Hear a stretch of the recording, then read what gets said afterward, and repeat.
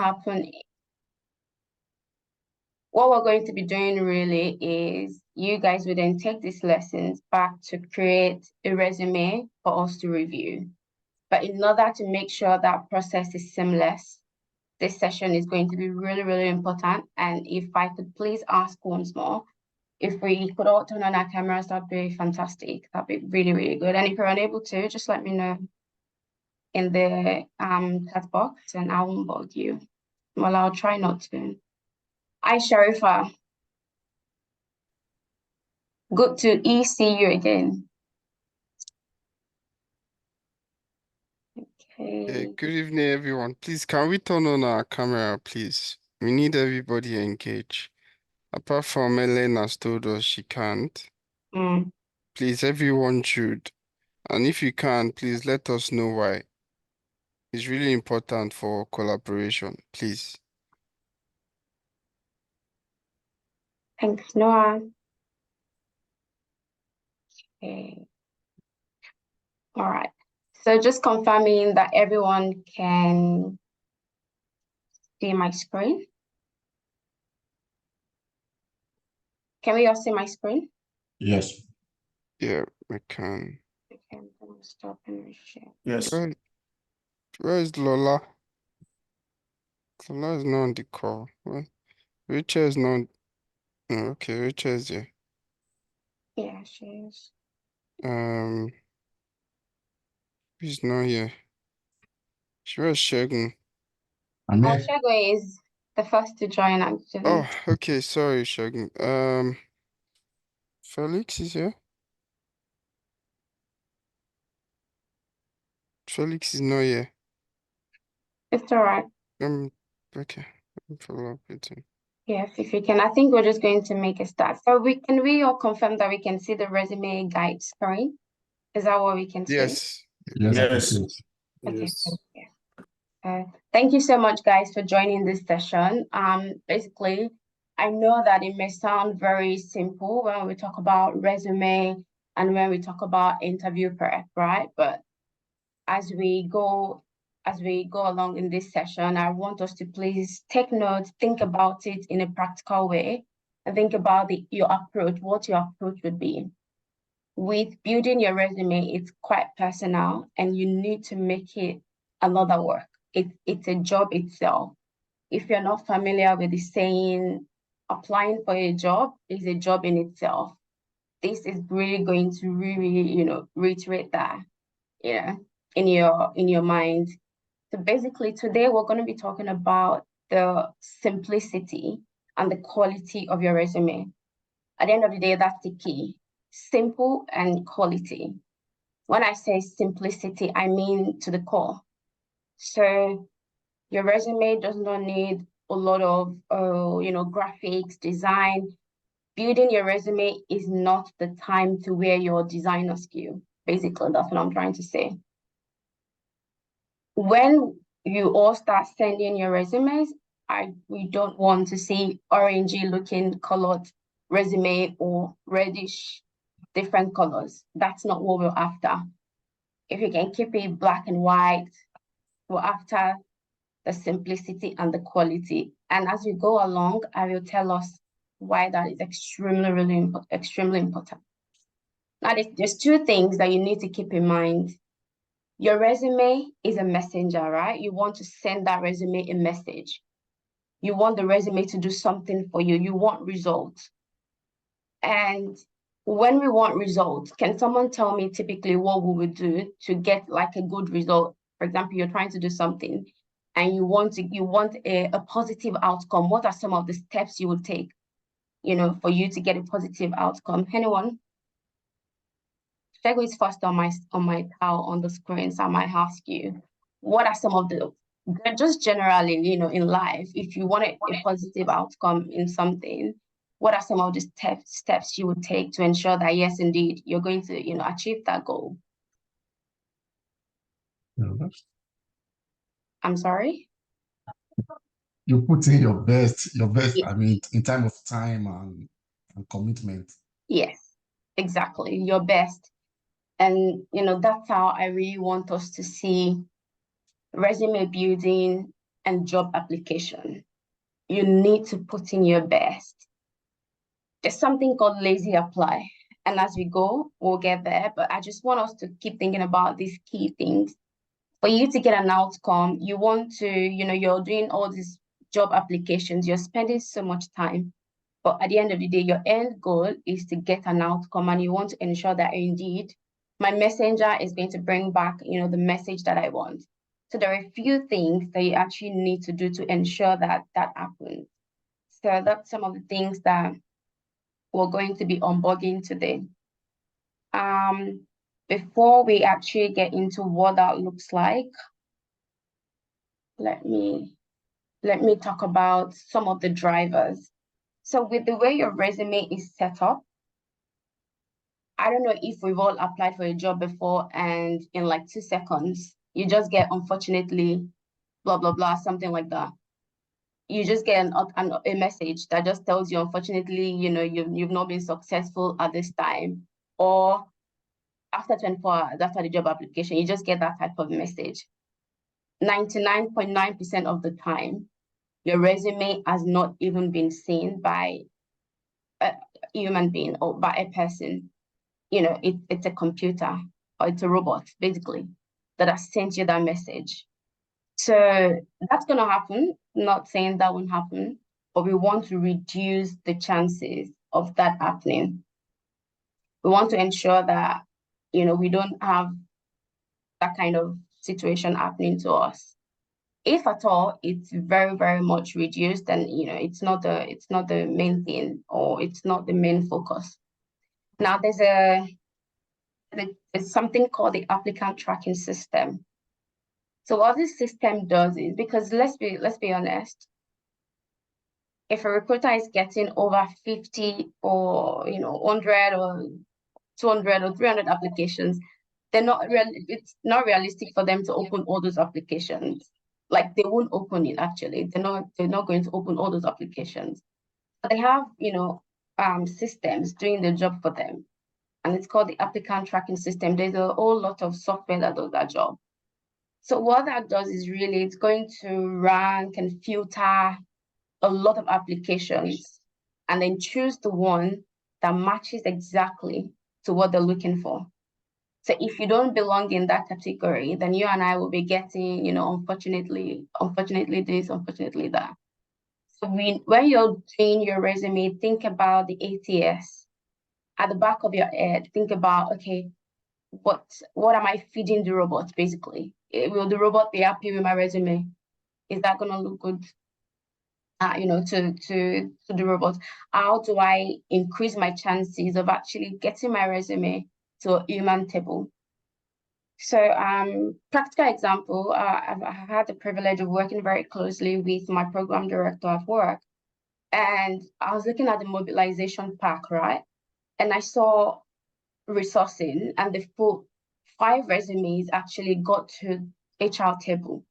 They only opened 3 out of that 3, and they actually only called 2 because they don't have time to start interviewing everybody. So if something then happens to those 2 people that they've interviewed, for example, they're not happy with, the outcome, then they go back to the pool. Then they go to the one person and say, okay, let's see if this person is going to, be fit for what we're looking for. So that's typically what happens. Even though 5 resumes made it to her table, she put a graphic of what she did. 3 opened, 2 unopened, 1 this and that. So that's typically what happens. I'm not saying it's a one size fits all, but like generally, just because she doesn't have the time as well, like, they don't have enough time in between trying to mobilize and get enough resourcing for the project. She's trying to do 1,000,001 other things. So we want to ensure that we're positioning ourselves to actually get our resume to a person like you and I, and then, back it up with grace of God. So application is not vibes and inshallah. Like, you actually need to put in the work. You need to put in the effort. You need to ensure that, yes, one, we need to, keep remembering ATS. What's going to happen to my resume? If it gets scanned, will I get pulled? Will someone call me? So I want us to, I'm starting this way because by the time even when we send you templates, yes, there's going to be a template, but at the end of the day, your resume is not going to be a one-size-fits-all, right? Now, so when we're thinking of, your resume, what happens there? What does that look like? You have your info section, you have your, skills and experience, you have your core competencies, you have things like that. When you're talking about your personal info, we don't want to see, some people, I'm saying this from real life example, I don't want to see your picture on your resume because it has happened before. So you don't need your photo on your resume. It's not your LinkedIn profile, So you just need the information there. So we don't need your picture. We're going to be needing your name, obviously your full name, your contact details, your email address, and your postcode, your suburb and postcode. In fact, we don't need number 34, Mount Thornton Road, Newcastle. We don't need your full address. Just your suburb and your postcode will do the work, right? So it's just simplicity, like I mentioned. So simplicity and quality. But when we're talking about, what your relevant, the relevant skills, what that looks like really, is me saying that, yes, I'm transitioning to tech. Yes, I have transitioned to tech successfully. Now I'm applying for a business analyst job. You want to ensure that every single thing on that resume only speaks to business analysis or project management generally. I don't want to be seeing your experience as a customer care representative or a salesperson. It's not relevant. As a matter of fact, your resume is going to get bounced. It's going to be, classified under the no potential candidate. Everything has to be relevant. Yes, we're going to be working together to ensure that we can pretty much embellish and leverage some of the skills that you guys have learned in the course of your learnings and the project that you're working on. That's going to be our premise. But I know at the back of our minds we may be thinking like, oh, but I haven't done this before. I've done XYZ. I've been in this domain. I've done this. That domain, except it's in this industry. If it's not, then we don't want to see it on your resume. It's not needed. It's not relevant. The resume is going to get bounced, even up to your soft skills as well. So all your technical skills, elicitation technique skills, all those things like that. BPMN, process modeling skills, data analysis, or, as applicable. Everything on your resume needs to speak to the job that you're applying to or applying for. Now, from experience, we've seen people put things like, support coordinator, for example, on a business analyst resume or on a Scrum Master resume. That is not a relevant previous, job description. It's not relevant what you're applying for. Put yourself in the lens of in the shoes of a recruiter and think about it. What would you do? If you're a senior leader for maybe digital transformation, or you're a top person at work or your HR, and you need someone to fill a Scrum Master role. And in front of me, I'm seeing this resume that says support coordinator, manage this and supported that. That's not relevant to what we're looking for. But my point is actually probably wouldn't even get to their table if it would get bounced by the bot, because the way like a robot works, it has been preconditioned to filter out XYZ. What are we looking for? We're looking for process improvement. We're looking for someone with requirement gathering skills. We're looking for someone with stakeholder engagement skills. We're looking for someone with strong analytical skills. We're looking for someone that has proficiency in Microsoft Excel, Microsoft Word, etc. If my resume is not speaking to those things, the bot will bounce me out again. So everything that you're doing is centered around what does this job want. I'm going to go practical because we're going to go on Seek to see what that looks like. But I want us to, think about it, to think about the theory part before we go into like the practical part. It's really, really, really, it's extremely important. Now, there's something I want to talk about. How many of us have LinkedIn profile? How many of us have a LinkedIn profile right now? If you have a LinkedIn profile, can I just say, yes, I do, or, use your virtual hand. Yeah. Okay, Ellen. Yeah. All right. Okay, that's good, Ellie and John here. All right, so with your LinkedIn profile, if you want to put that on your resume, so LinkedIn profile, fantastic, good. But again, if you're going to send a recruiter to your LinkedIn profile, please ensure that your LinkedIn profile is well optimized and relevant to what we're talking about. If, for example, your current LinkedIn profile has your previous life experience and you've put it on your resume, what that's going to typically do is it's going to significantly reduce your chances of getting called because, oh, I've seen this thing, or I'm so attracted to your LinkedIn profile and I've gone there and I'm seeing very irrelevant skills, for example. It's a very quick way for me to say, well, she's not a fit for this job. I move on. Because if your LinkedIn profile is not speaking directly to the job, please do not include it on your resume until that has been well optimized, until that has been reviewed. And, we've worked together to say, yes, indeed, this resume is perfect. This LinkedIn, sorry, is good. We can now put it. Again, if you want to include a LinkedIn profile on your resume, for example, it has to be optimal. Putting a bare bone or a basic LinkedIn, for example, reduces your chances of getting called significantly. In fact, it's quickest way to not get called. So, so your LinkedIn, there are so many things that there are, features that your LinkedIn needs to have to make it attractive. You need to have a professional headshot. You need to have an informative work, experience section. You need to have at least meaningful connection that you've made on LinkedIn. All these things are important. So the approach is, if your LinkedIn is not great, please do not put it on your resume for the sake of let's just whack something there. No. Anything that was sending out has to be purposeful, not just for the sake of I have LinkedIn, let me just put it there. Or you've done the bare minimum, with your LinkedIn profile and just whack it on your resume. That's not going to work.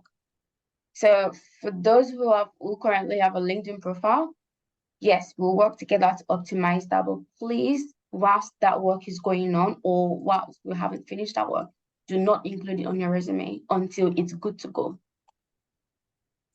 Does that make sense to us? Like, is that clear to everyone? Yeah. Yes. Thank you. Because, these little things are very important. Again, like I said, job application is a lot of work. So if I'm sending 10 applications today, I want to ensure that it's quality. I want to ensure that it's of high quality. I don't want to, just do something, just put it out there. Right. So there's something again called, optimizing the keywords that you put on your resume. So we have a tool which I'm going to get to that can help you with like your keyword research. For example, if Seek is looking for XYZ, they've put some keywords. So the first thing typically that will be expected of you when you're built, because again, okay, I need to mention that with your resume, you're not going to use one resume for 10 applications. The reason is that it won't be applicable to all those jobs, because what Heritage Bank needs right now would be different from what Mata is requiring of a business analyst.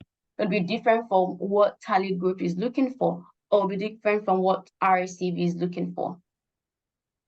Now, this is why we said it's a job, because if you sat down today and said, oh, I want to apply to this job on Seek, let's actually go on Seek and see what that looks like.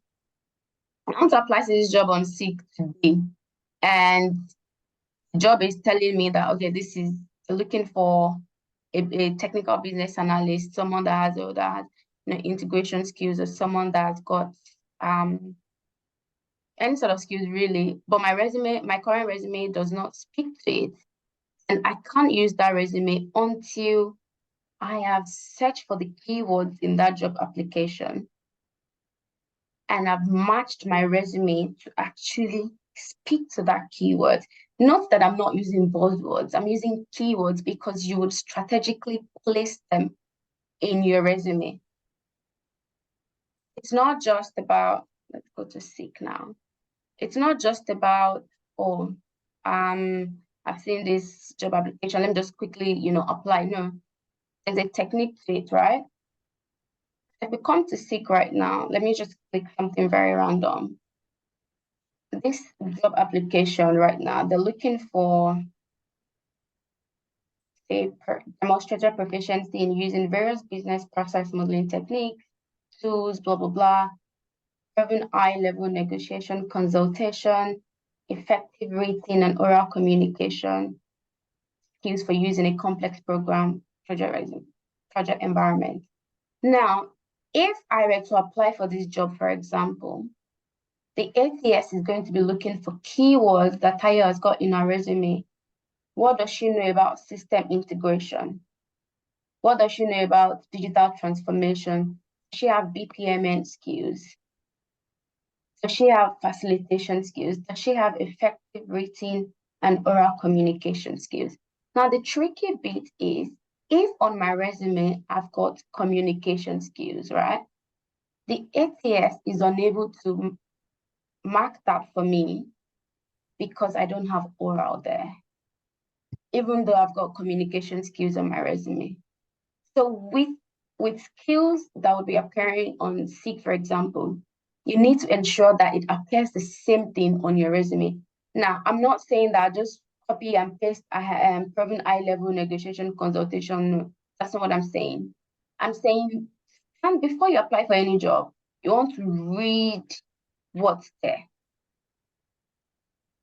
Bear in mind that you already have a resume that you're working with, but that's not the main one. You have a master resume that is a living document that get edited over and over and over to suit the job that you're looking for, right? So you read the job, you scan for it, what are they actually looking for? Not just 150K per year. Okay, fine, just boom, apply. No. If you're driven by money and you do quickly whack in the application, the chances of getting called back is very slim. Money is good, but that should not drive your application. Because most times, we're humans, right? But we can be very guilty of that. The job looks very good, and the job is saying 140 per annum. I'm so happy and excited. I just click apply, bam, throw in my resume. When I haven't read it to see, okay, my resume speaks what they're looking for. Yes, I have all this experience, but they don't have time to just read your resume and say, okay, maybe, Tayo has got this thing. They don't have enough time for that. They need to position yourself. You need to position that resume in such a way that it will do the job nice and great for you. So that's very, very important. When we're building resume, the first stage really would be, build a standard one, contain the stuff which we would be sharing a template. But in the course of your application, those are some of the things that you need to keep in mind. So even if maybe Noah Tosin or myself says, oh, your resume is perfect, that's not to say that it's perfect for all the jobs. You will work on giving your resume that perfection for the job that you're applying to. That's going to be on you. And you may be wondering, oh, this is a lot of work to do. How do I do that? There's a tool called jobscan.com. And we're going to be analyzing the resume now. Once I'm done with this page, we'll do that for the percent. So there's a tool called jobscan.com. What it does, it analyzes, resume against position description. So it really helps with actually, let me just show us that one. But I'm really being so cognizant sometimes. So let me show us what that looks like with the job scan and how we can use that perfectly. So for this one, I believe it's paid, but we have a shared login, which we typically share. So that would be good for everyone to, to have access to it, and we can all use it together. Okay, Noah. Yeah, whilst you catch your breath, I just wanted to say that once we give you shared login for JobScan, right? It gives us visibility to see how you're using it. And it means that I will be in your dreams, as I've said. So if you've used it one week you use it 1 week ago, just be rest assured that you'll be hearing from me on why it is not 1 day ago or 2 hours ago. Because you need to be applying to 10 jobs every single day. 10 quality jobs. Yeah, when we say 10 jobs, it's 10 because before we set it at 20 and we've seen that people just sprinkle their CV, right? But the people that have actually sat down and implemented this strategy have been able to get some interviews. Some of them have gotten jobs. So it's definitely, that's minimum, Emmanuel. Of course, like we're just wanting you to apply correctly. So minimum 10 jobs. Of course, the more you want it, the better you go. Some people can spend 1 day and apply to 50 jobs correctly. Remember, the point of this session is so that you can apply correctly, not 50 job of sprinkling your CV. Anytime you use easy apply, you are sprinkling your CV without care.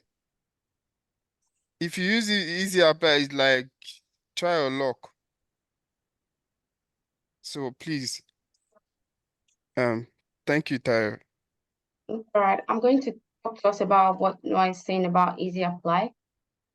So this is job scan. While that is loading, you can reach to this job. It says apply, right? Once you click on this application, it takes you to the site, to the job site itself.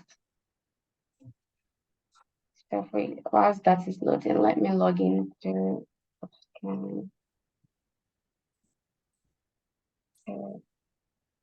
what that does is the difference between easy apply and apply. I'm going to be debugging that now. So let me just log in for this.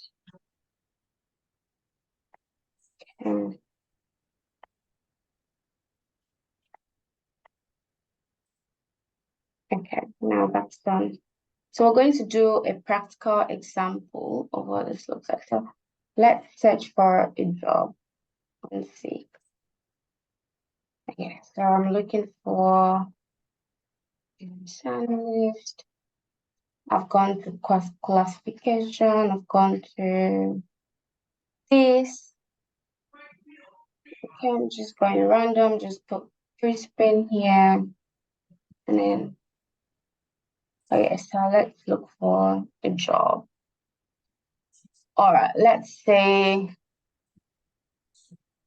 okay, I'm looking for a senior business analyst role. And this is the job that I want to apply to. What are they looking for? So this is good. So guys, this is what we do, because as you know, we work in Australia as well. When we are applying for jobs, this is what we look for.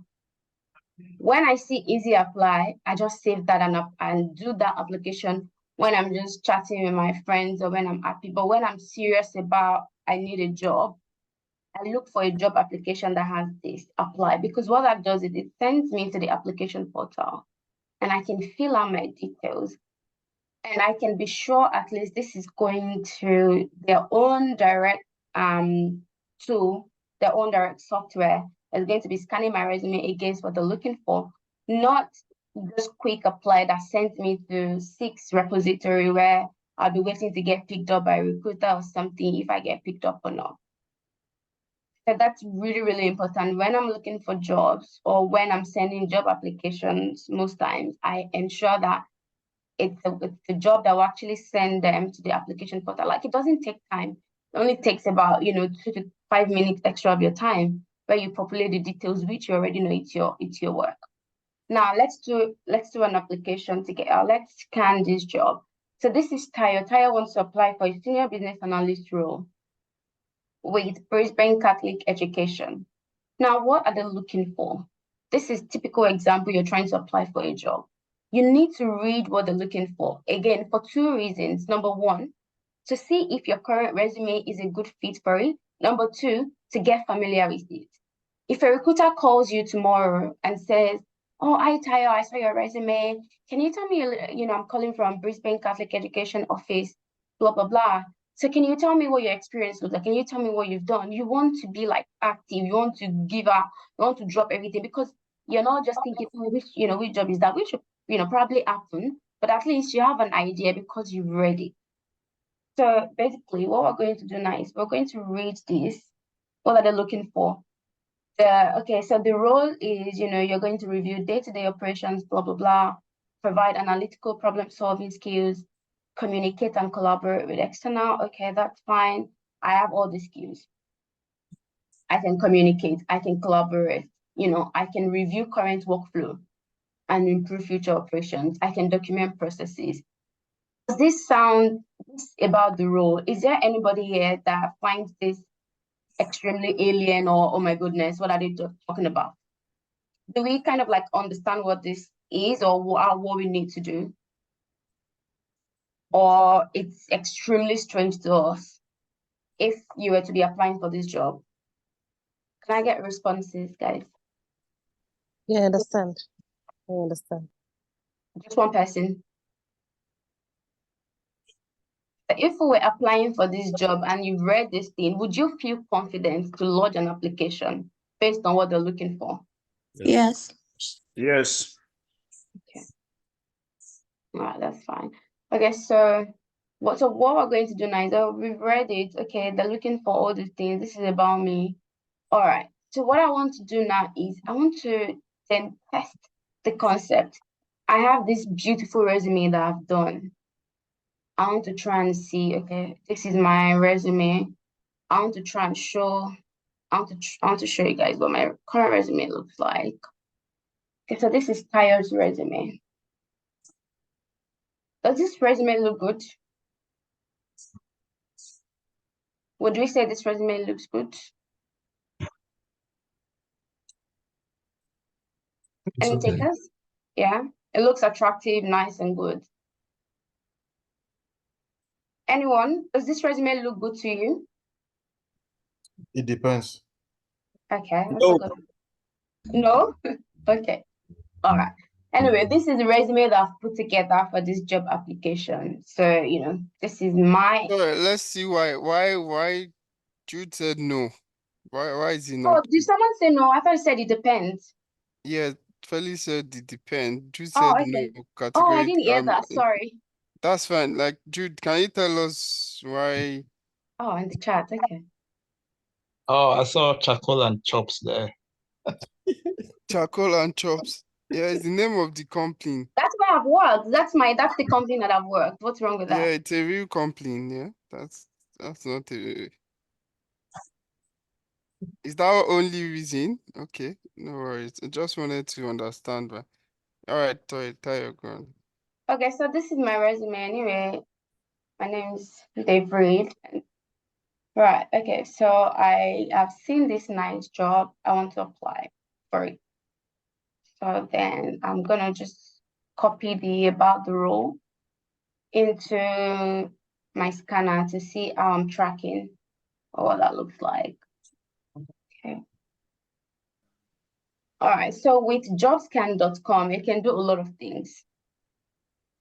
It can scan your resume and tell you the keywords that are missing. It can optimize those things and add those keywords on your behalf. But the thing it does is it messes with the formatting of your resume. So after it has re-edited and done everything for you, you will then need to go and reformat your resume, which I'm going to talk about formatting very shortly. But I want to show us something. So now, okay, I want to do a new scan. Right, okay, so I want to copy and paste the job description here. Okay, now I need to go and look for my resume on my computer and read, where are you? Okay, so this is my resume.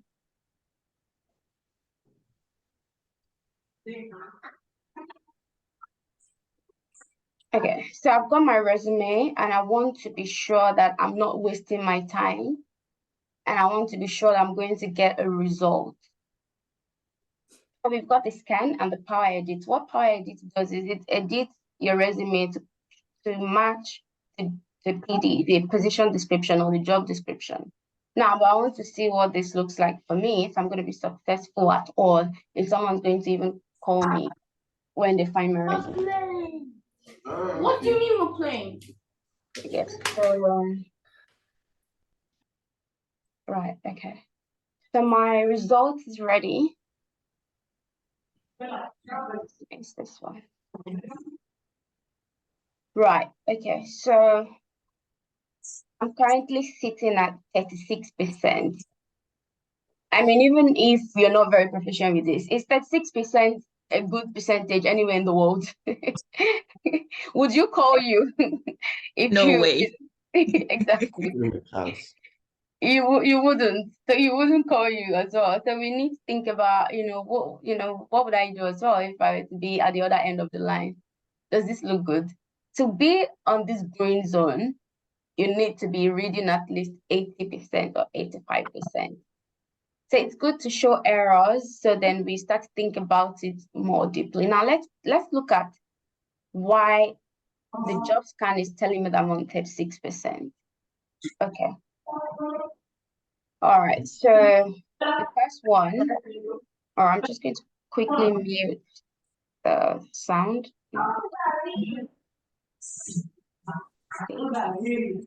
Sorry, Noah? please can we mute if we're not talking? All right. I just wanted to also, because it's important for us to emphasize why we're talking about this thing. You can see now, all of us were laughing and saying, yeah, 36 is low. But you will see that some people will still go and apply with a resume that is at this range of percentage. And what you're doing is that you're not going to get success doing that. So yeah, whilst we're explaining is all, is all good.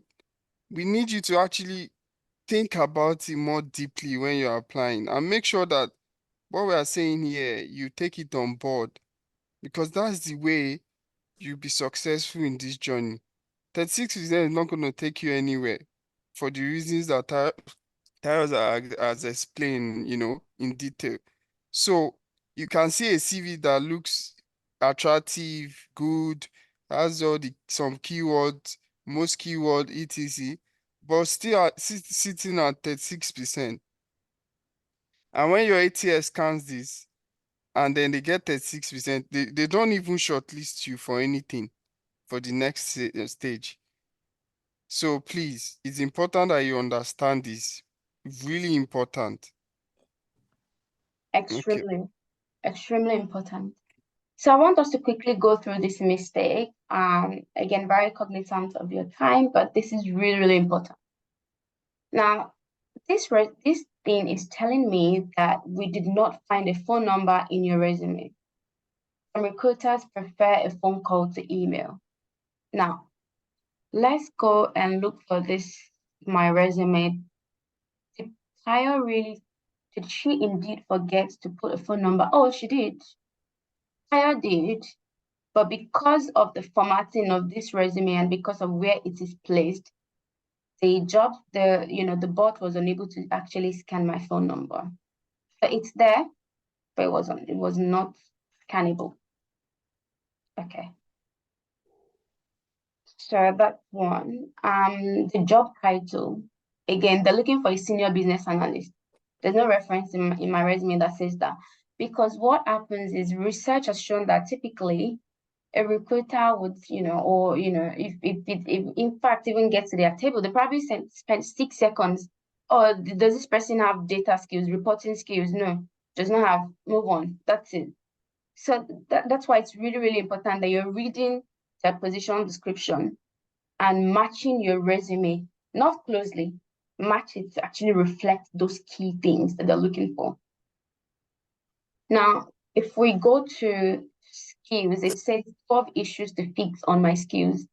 According to the job is looking for someone that has, that is able to negotiate, someone with conceptual design skills, someone with process modeling skills.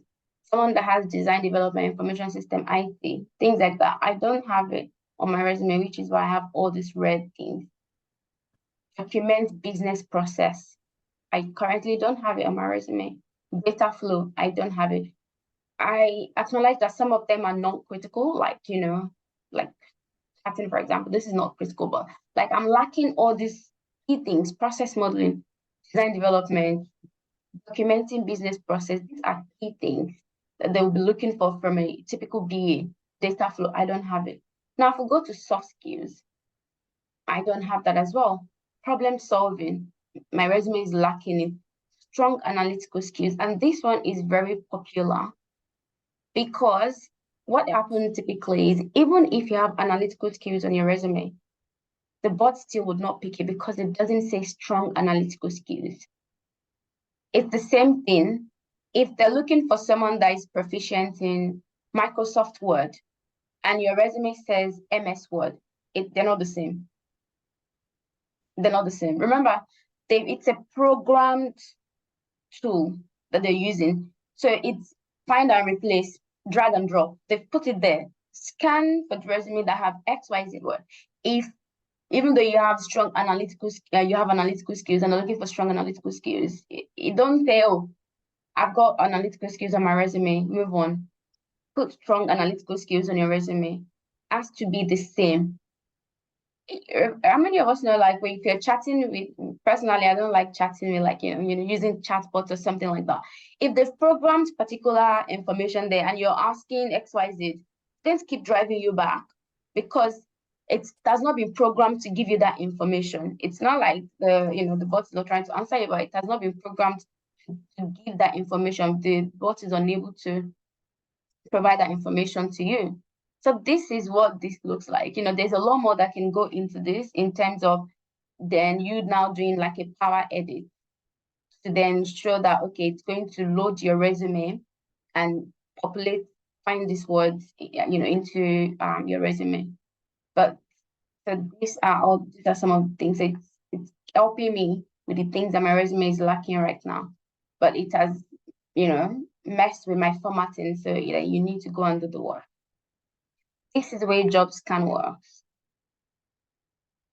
There are other tools as well, but this is what this is just one of many. So feel free to do your own research as well and see, how you can leverage these really, really amazing tools to help you stand out in your resume or, when building that resume for your job.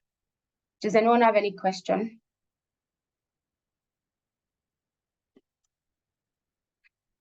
Okay, any questions so far? Any takes? Sorry, a quick one, sorry. Thank you very much.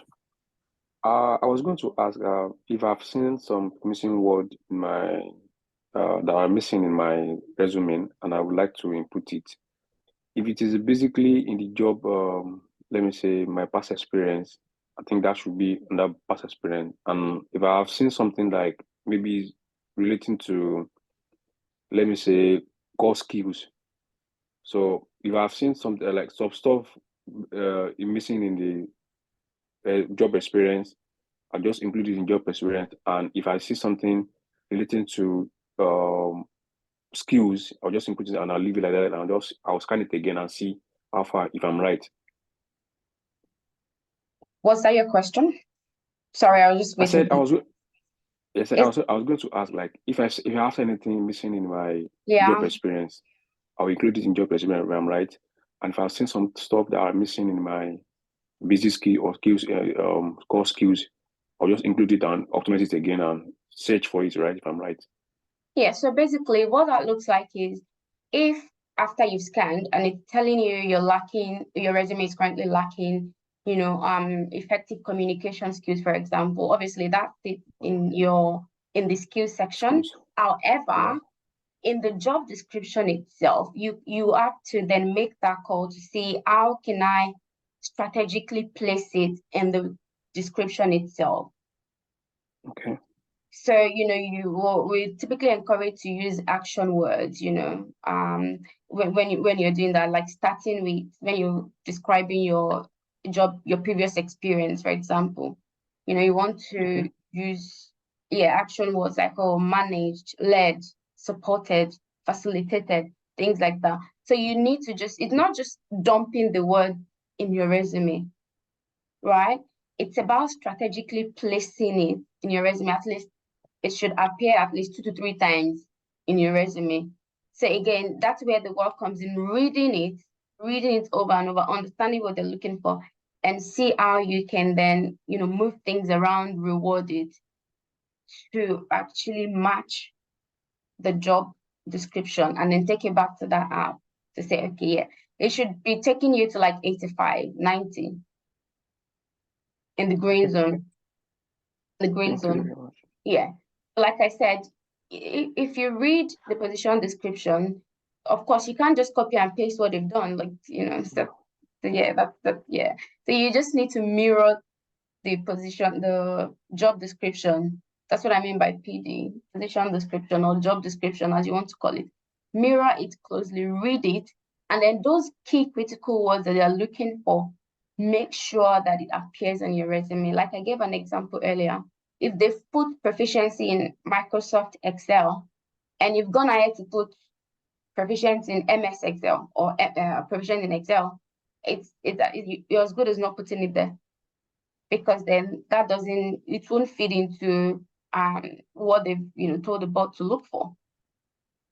So the result would still be, you might as well not put it. So very important for us to do that. Yeah. Thank you very much.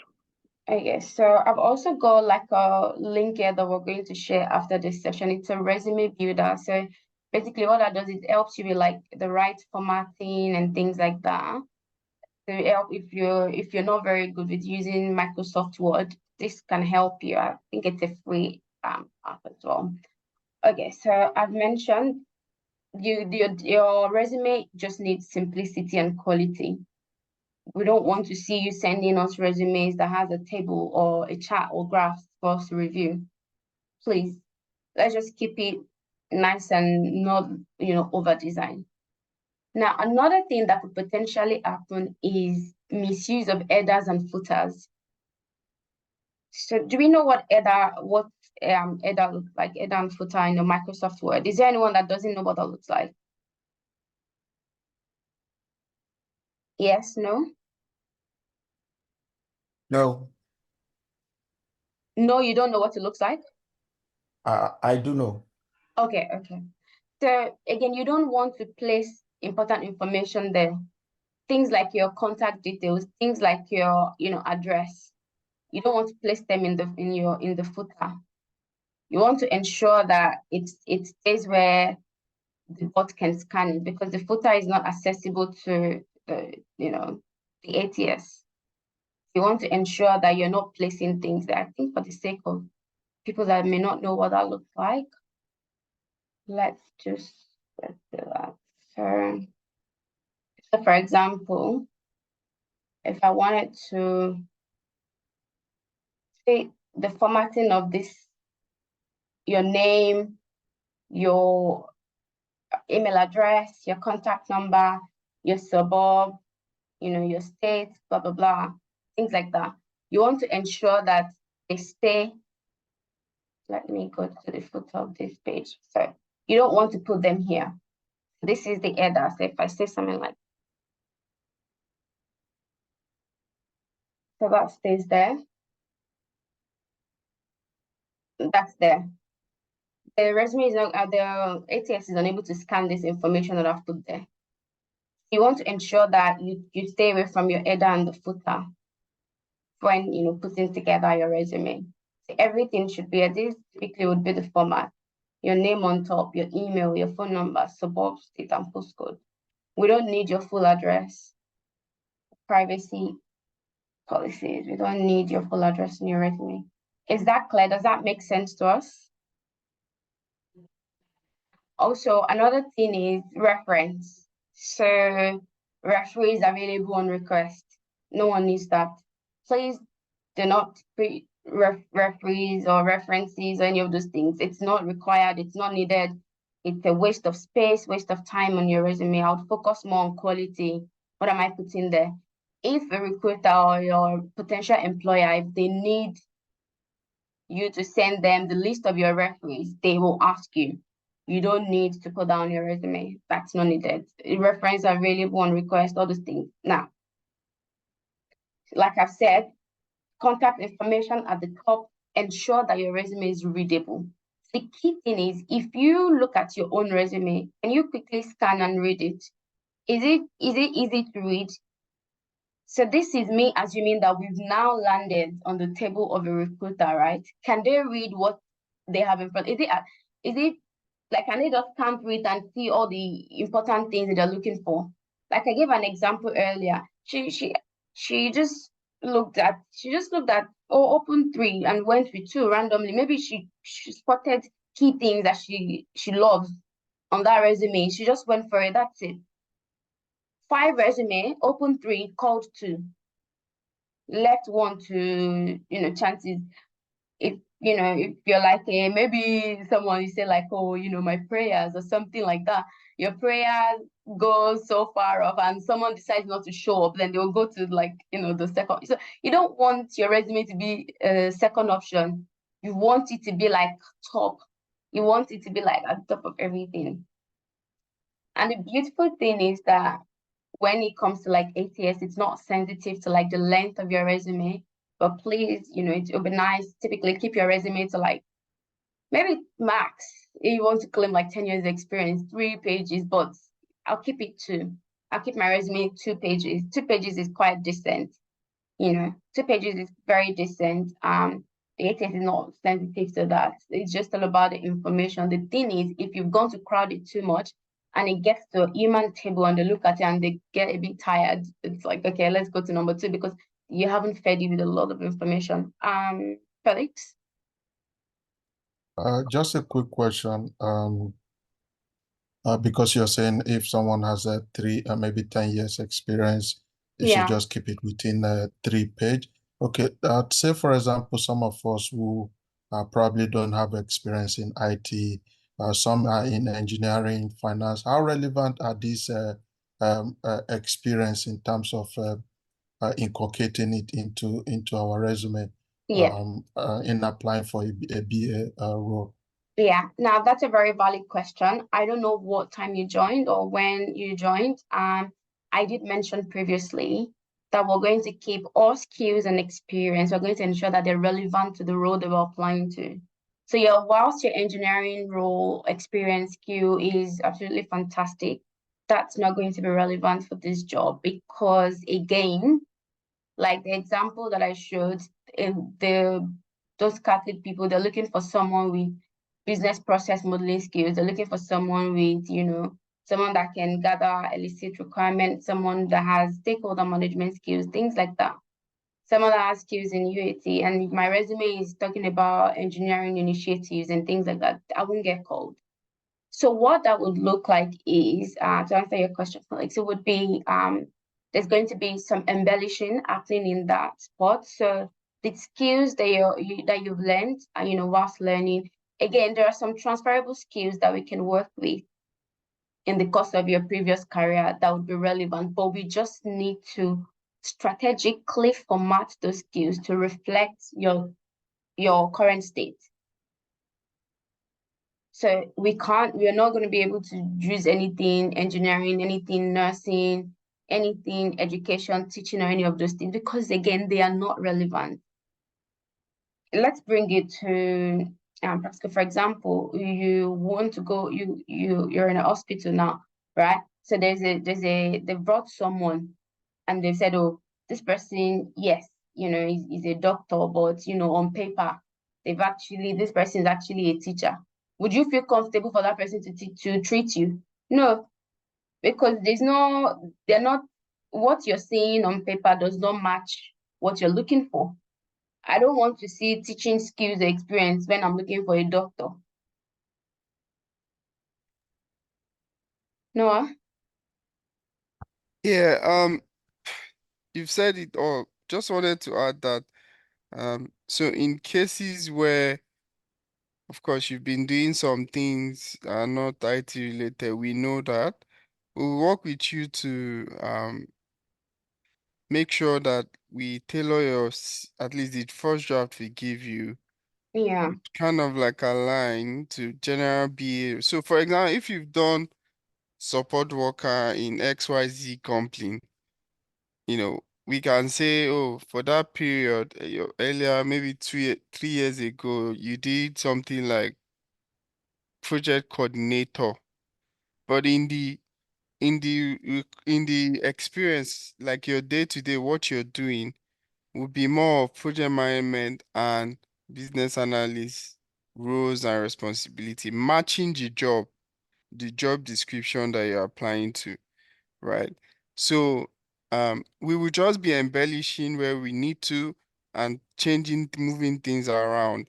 But we cannot put support worker, obviously, in a BA application. That's not going anywhere.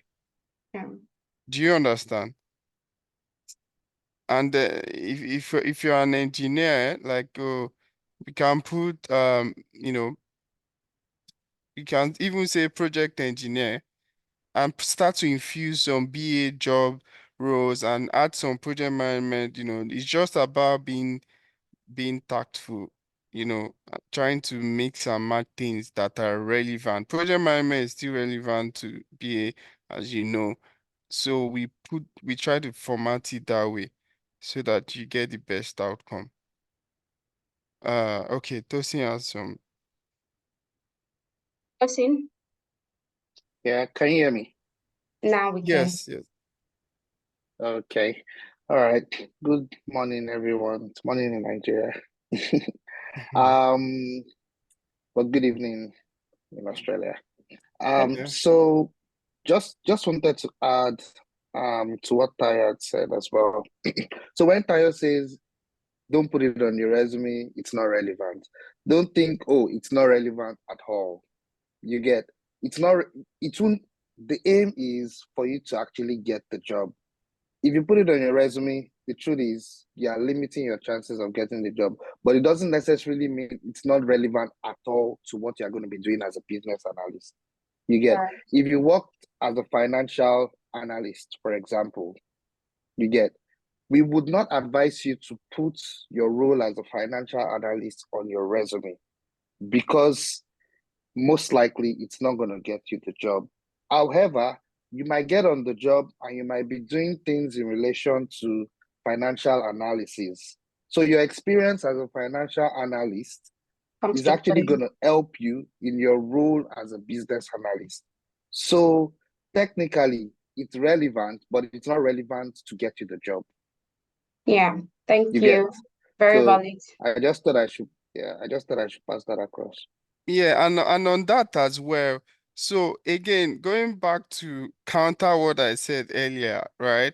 So there are some BA jobs that are actually in the health sector, right? And they will categorically say that, oh, we need someone that has NDIS experience. We've seen that we need someone that has aged care experience, all of that. In that case, it makes perfect sense to put your experience but earlier experience, right, as a support worker on there because a lot of things that you do as a support will match what they are asking for. The point is to match the job. Like, if I want to hire somebody and I put up a description of what I want, you can't give me something else and expect that I will call you and say, come and do this. It's just simple logic, right? So, but going back to relevant experience or not, trust me, if you notice when Tyre went to seek, and you can go to seek as well, there are BA jobs in construction, in engineering, in support, in health, in IT, so of course your experience doing any of those domain would still matter. If you stumble on a job that speaks to that domain, then you can put your experience as support worker, customer care, all of that, if the job is asking for it. Do you understand? But in a job where they are not asking for things like that, they are just asking for plain BA roles, please, that's when we will start to tweak things and make sure that your resume matches, the job. It's simple as that. Should Yeah, thanks. Um, for instance, they ask on position description that they need the person has to have a degree, whether it's undergraduate degree in I Data don't know, science. yeah, something close to that, something close to information System. IT systems or whatever. Um, and probably what you have is something far off. And now, if you're going to tailor it, definitely this ATS tracker probably how are you going to No, embellish? No, so know, so that yeah, doesn't just not to take that from you, but that's not part of what I'm talking about. So specifically talking to the skills and your previous description, you can't say that you have IT degree when you don't. Like yeah. that doesn't count. So So it's that, it's yeah, not part of the metric. sorry, Tayo, I interrupted. Finish. They're fine. You Yeah, go. thank you. So that is not a deal breaker, most of the time. Like, yes, they can ask for another degree, but if, so for example, look at it. I'm saying you must have, and they will even say that preferred in most cases, computer science degree or related preferred. But if all my experience speaks to what I want, but this person does not have IT degree, remember, Australian market is about experience, what you can do, really. They will still call you. And when you scan the ATS and ATS gives you high margin, like it's 90%, so you've optimized for success, right? But for example, if you don't have IT degree and all your experience still does not match, you've not optimized, then of course you're not gonna, and again, disclaimer, even after doing all this and getting 90, whatever, some job might be adamant to say, well, we actually want somebody that has IT degree, Yeah. but that is like 5% of 100%. Do you understand? Most job would not say that. So if there's some job you see and their requirement are, oh, you move on, right? There are a lot of job. That's why there are thousands of job. You try to apply to the ones that you try to apply to all of them, but hope for the best. Make sure you apply right. It's not all of them that would call you, Yeah. nonetheless. Even after you optimize and everything, it's not all of them that will call you. But the point of doing this is that you have positioned yourself. They say there's a code that, you know, successful people position themselves to where they can find enough luck, right? You want to position yourself like you're shooting, like we say casually, you shoot enough shot Yeah. that one would, work out. Remember, you just need one yes out of thousands that are out there for you to get a job. So it's not like you'll be doing this for a long time if you do it correctly. Absolutely. Absolutely. Did that answer your question, Jude? Yeah, thanks. This, That's a this, pessimistic. Yeah. yeah. The truth is, if a job says must have, if you're interested in the job, by all means, optimize your CV and apply and hope for the best, right? If they don't call you, again, that's why there are other jobs to apply to. But I'm telling you that it is the minority, like it's like 5% of the jobs that will ask you for IT related experience. It's as simple as that. And I was gonna add too, when you start applying, guys, you'd you'd see some jobs and you know that yes, this is my job. This is mine. Yeah. You'll see some jobs, you see the position description, and you know that this is me, especially based on your, historical, based on your experience you get. So as you're applying for job, you are gathering experience in application. So Absolutely. Like for just case in point, like what Tosin just said. Last set we had someone that was applying to a job that they needed. He's a nurse, like he's a nurse, and of course he has done this. He's not a BA, so he had a job description where they wanted someone that has a blend of nursing Yeah. experience and BA. Like literally all the things they were asking for was the things that he knows and has exposure and experiencing. In that case, you can't even tell him, you can't then say, oh, all the things you put in your CV is only BA. You put your nursing experience as well. And he got interviewed, and all of that. So that is a typical case of, that happening. Some of you it will be finance, some of you will be customer care. So you will see, like Tosin has said, like all these things they're asking for, I know I have experience in, and then you format your CV to match it. So you don't discard your experience in that kind of situation. But majority would be core BA, whatever. That might not be in your domain. In that case, you want to stick to BA, tweak things around and make sure that at least the title is saying BA, the experience you're saying and showing them also speaks to BA. Good. Yeah. So if I'm getting what you're saying correctly, is Tayo, so you shouldn't put any of your undergraduate qualifications. Oh, no, your qualifications are fine. But bear in mind that you may get some recruiters may ask you, okay, so you did engineering and then you did this, why the switch? Why did you make the switch, or why did you transition, or what? You can put your undergrad, they're fine. So when I say skills, I'm talking about maybe you've worked as a customer care specialist, or you've worked as a consultant, or you worked as a support coordinator, or you've worked as a all those things that are not in alignment with what you're currently applying for. So Okay. your education and things like that, they're relevant, but I would still just probably keep it to my master's, but that's just a personal preference. But if your Yeah, master's and just to add on top of what Taya just said, so and that's why we would actually we're still getting there. Yeah. That's why you actually need a story. You get, and you need to live in the story like as if you've actually lived that life before. I'll give you an example. When I remember when I was trying to transition back then, and you get, and I put in my degree as an engineer, you get, because I had to put in, a degree because I can't say I'm degreeless now. You Yeah. get.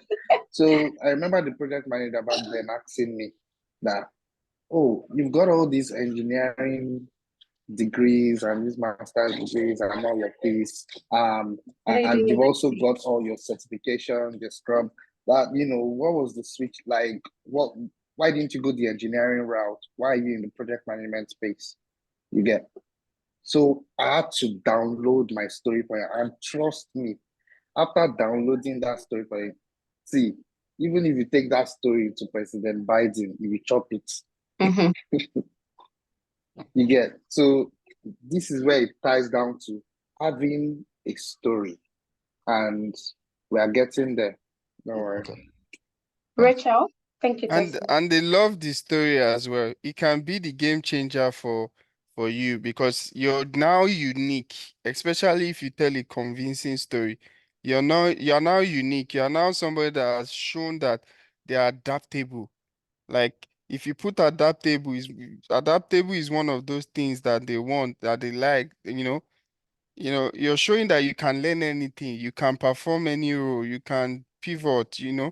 So all those things will like kind of like show that yeah, you're a special candidate if you tell the story right. Not then you're now going to panic mode and like, oh, freeze, wake up.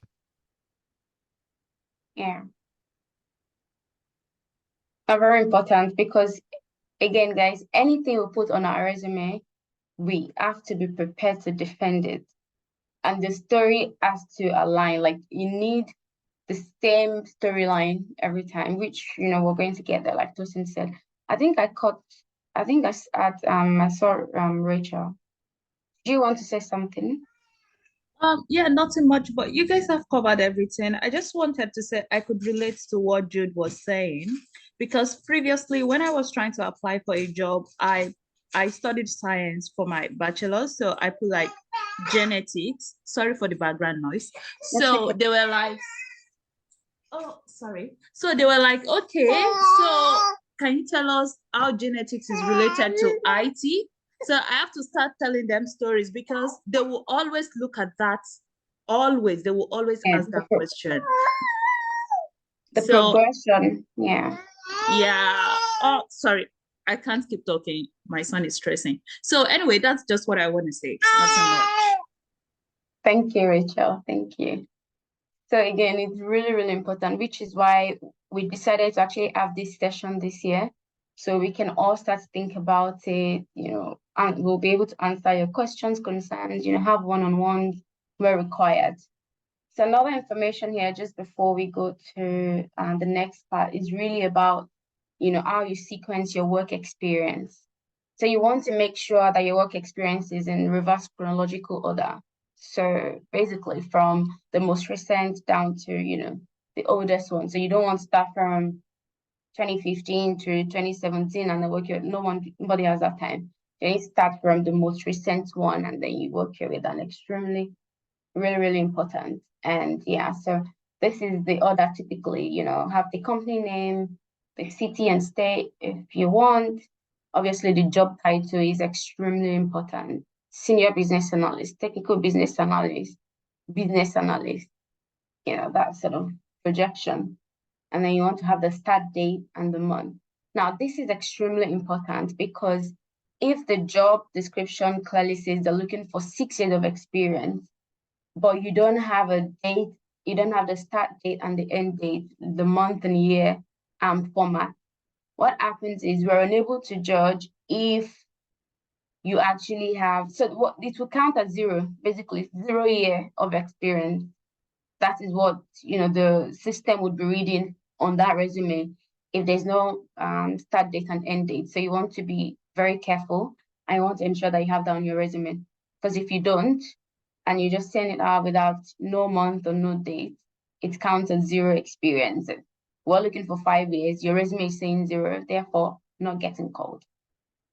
So yeah, very, very important for this one. Again, feel free to rewatch this video as well, when you're building your resume, so there won't be a lot of back and forth or things about it. That's fine as well if that happens, but we just want your resume to be at least on a good percentage at the time of review, and then it just keeps getting better. Now, whilst we would have done all these things, are there chances that we would still get? Unfortunately, yes. It's just part of life. You won't get 10 jobs that you've applied for. That's going to happen as well, right? But one thing is, like I said when I started this session, is that it's a process. It's a process. It's going to pay off, but you need to keep feeding the application portals with food. You need to keep sending in applications, because the truth is, there's no magic in there. If there's no application, no one's going to call you. As you can tell now, you're probably not getting any calls from recruiters because you haven't fed their system with any information. So if after I've gotten unfortunately, or we've decided to go with another candidate, and I'll decide, oh, I'm tired, I'm going to stop applying. It stays like that. No one's going to call me. So it's a feed and get. It's input and output. We need to keep putting in application. I think Noah mentioned 10 applications per day. 10 quality applications per day. We need to keep doing it. And it has happened to every single one of us. I mean, us 3 in this room, we've at some point gotten, unfortunately, sorry, with the resume. And we've also gotten plenty yeses. I can recall, I think Tessin had like lots of offers. I had lots of offers, Noah as well. So it's definitely going to happen. So even though someone's saying unfortunately right now, there's still going to be those 3 offers lined up on your table, and you're there like, okay, which one am I going for? But that's not going to just happen automatically as well. It takes a lot of work. That's why I say applying for a job itself is a full-time job that you need to be. If you want to apply, the trick, I want to dedicate 2 hours of my time today just for job application quality. I want to read it. I want to scan my resume. I want to ensure that, it matches exactly what the position description is saying. I don't want to just sit down, just do quick apply and just put it there. I'm not even reading what I'm doing. No. If it's even if it's 5 quality applications you want to do, you want to sacrifice half an hour of your time, know that yes, 30 minutes for quality applications. That's what I'm doing. Again, your resume is a living document. It should change every time. You know what they say, what a living document is, it changes. It's not just static. You've done one, fantastic, then use it to apply to 20 jobs. That's not going, I mean, it's not absolute that it won't work, but it may not get us the results we want quick enough. So if we want results, we need to put in all the work. We need to put in all the work. So like I said, the keywords, extremely, really important, extremely. So you're not just copying and pasting what we're doing, but actually just making sure we're strategically placing the keywords that they're looking for into our resume. Okay, sorry. No? Yes, so I'm just kind of going back to what you said about rejection, right? And I want to say two things because I've had to be a therapist and motivator, sometimes pastor, a friend to lean on during this process for many of our students. You need to understand that rejection is absolutely fine, right? But we want to help you minimize the rejection. That is why we are giving you these strategies to optimize your chances. But would you get some rejection? Absolutely. Even at the interview phase, some of you might have to do 2 interviews, three, but you keep going and staying focused and improving every time. Like I always say that interviews are opportunity for you to learn and improve. Because even those people that, except you know a man that can tell you that they've never failed an interview, you don't actually fail an interview. Your interests don't just match. Yes, of course, there are times where you feel like, I didn't do my best. You know you didn't do your best, right? That's when you need to kind of like go back to your skills and refine it and make sure that you're going, to optimize your chance. But there's nobody that is working today that has not they have not been faced with a situation where they've told them no, or said they are not, they've gone with another candidate. There's absolutely nobody. You can ask expert out there if they've not gotten any rejection. So if expert and people that have 10 years experience as a BA etc get rejection as well, why do you think that you that she just started the journey would not get the interview? Some people I've seen in the past feel like it's their first interview, they get a job, right? That is not going to be the case every time. There are a few people that they are so lucky, their first Yeah. interview, they got a job, but it works differently for different people. But everybody that have committed and stay true to the word and done the right thing in the application process has eventually gotten a job. Do you understand? There might be low moment. Fine, you talk to us, right? Encourage you, check, check how you approach, how you're applying, and see what we can improve.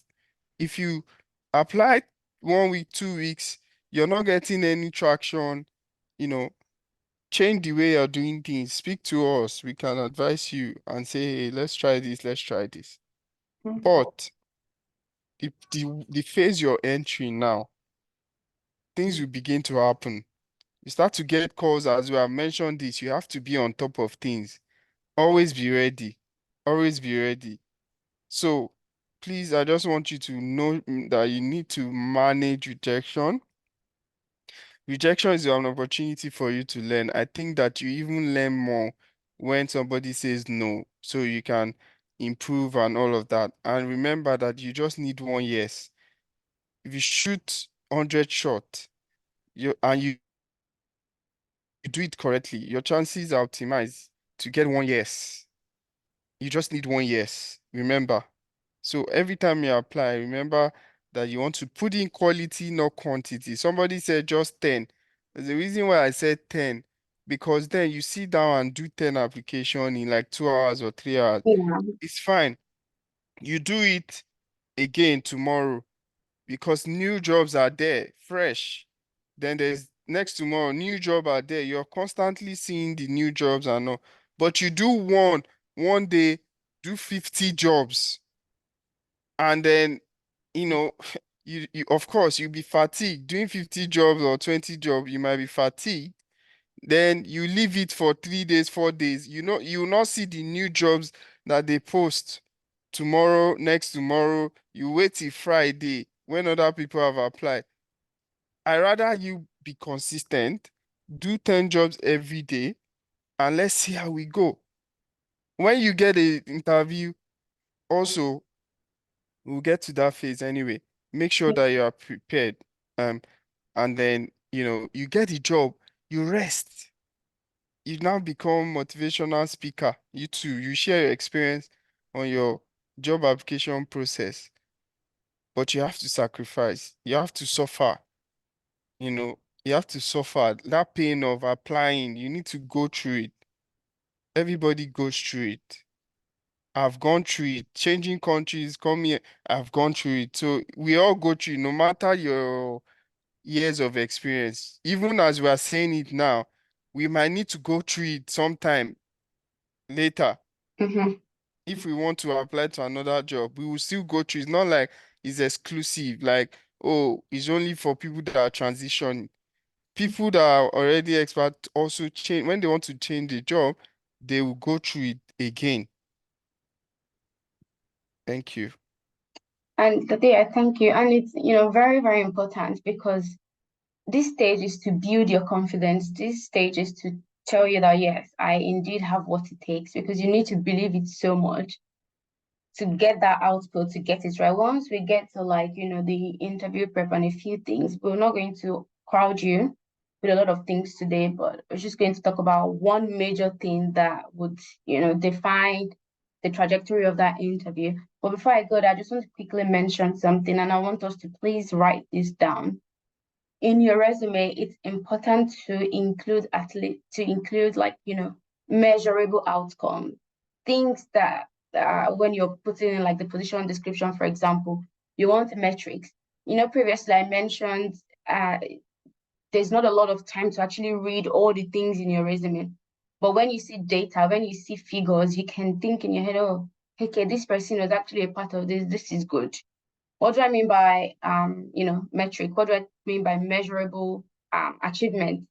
For example, you want to say things that maybe you want to talk about process improvement, for example. Right? You want to be saying things like led process improvement initiatives resulting in 15% increase.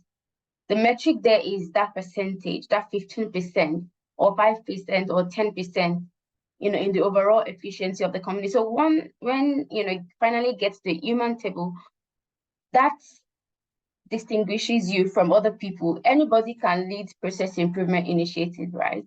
Anybody can manage UAT process, but you put a value on yours. And that thinks better. Again, your resume is doing two things. It's showcasing you as a person, and it is also meeting the expectations of your potential employer. Those two things. And you want to ensure that you're reflecting that 100% at every given point.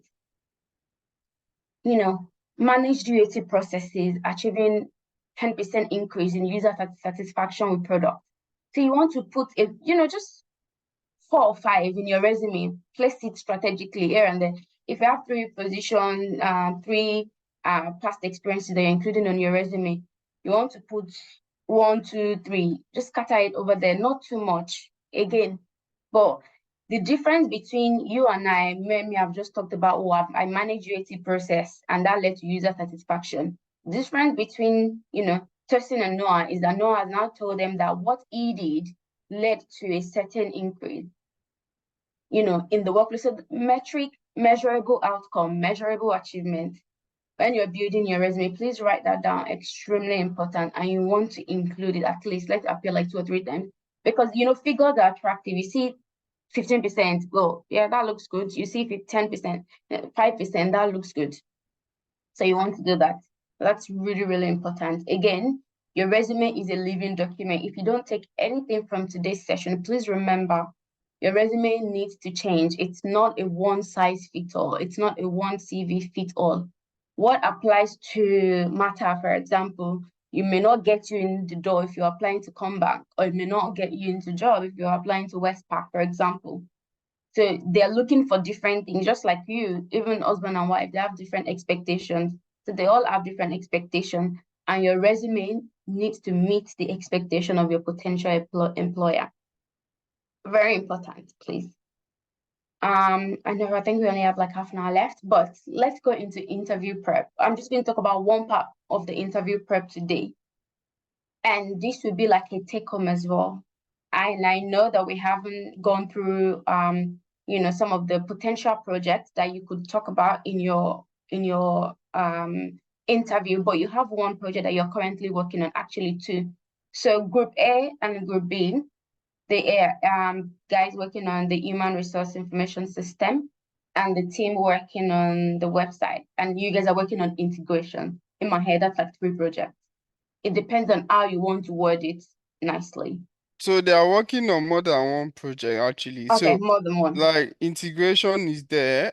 They are working each on one, and even some of them are like their one project is like 3 or 4 in there. Yeah. CRM, learning management, all of Yeah. that. So like Okay.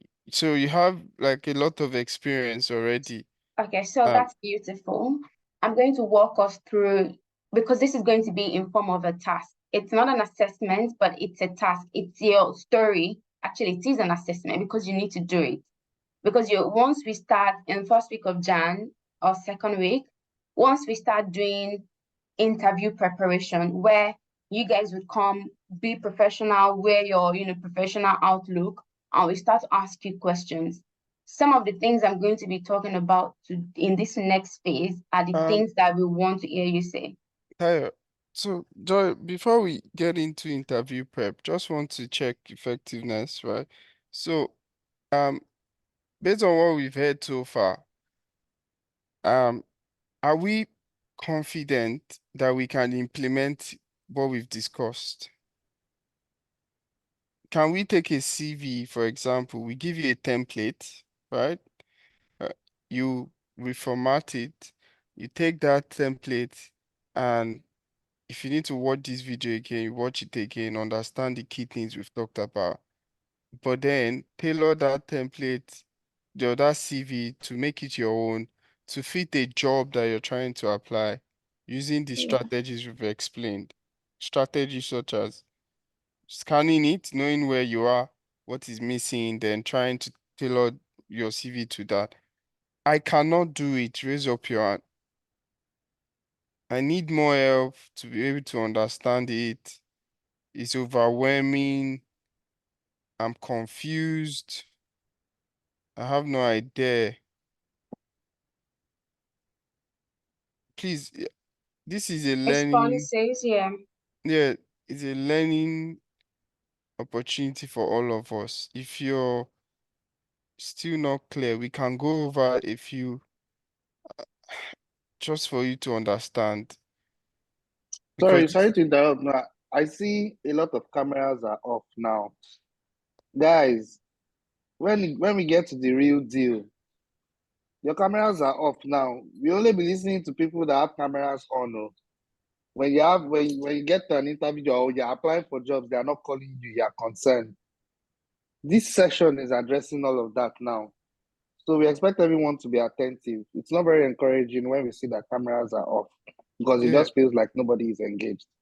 I've mentioned that, and solicited, begged for everyone to turn on camera. I don't know what to do anymore because we're in a session.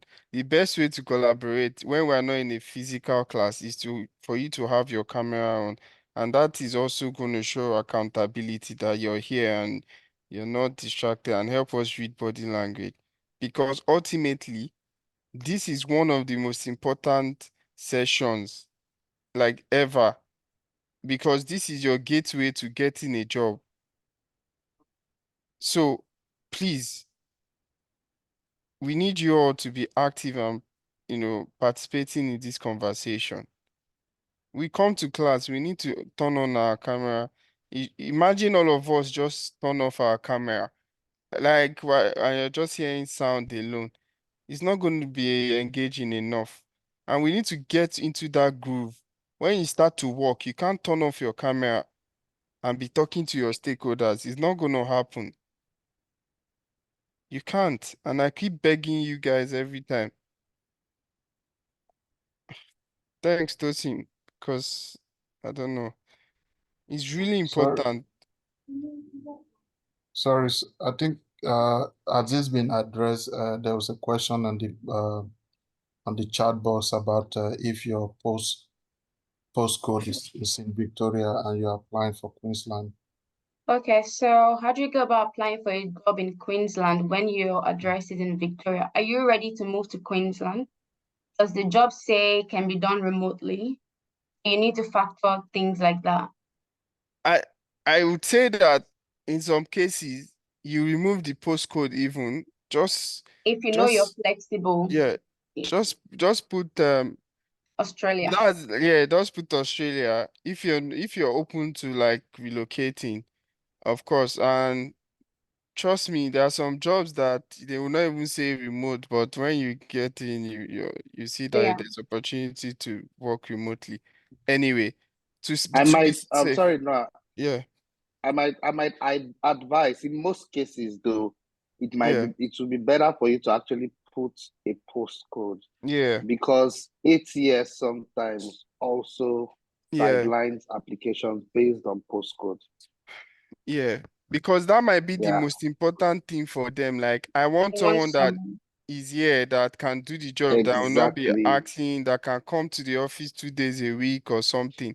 So exactly. it just In, depends, in fact, really. Yeah, in fact, the truth is most organizations actually recruit under duress.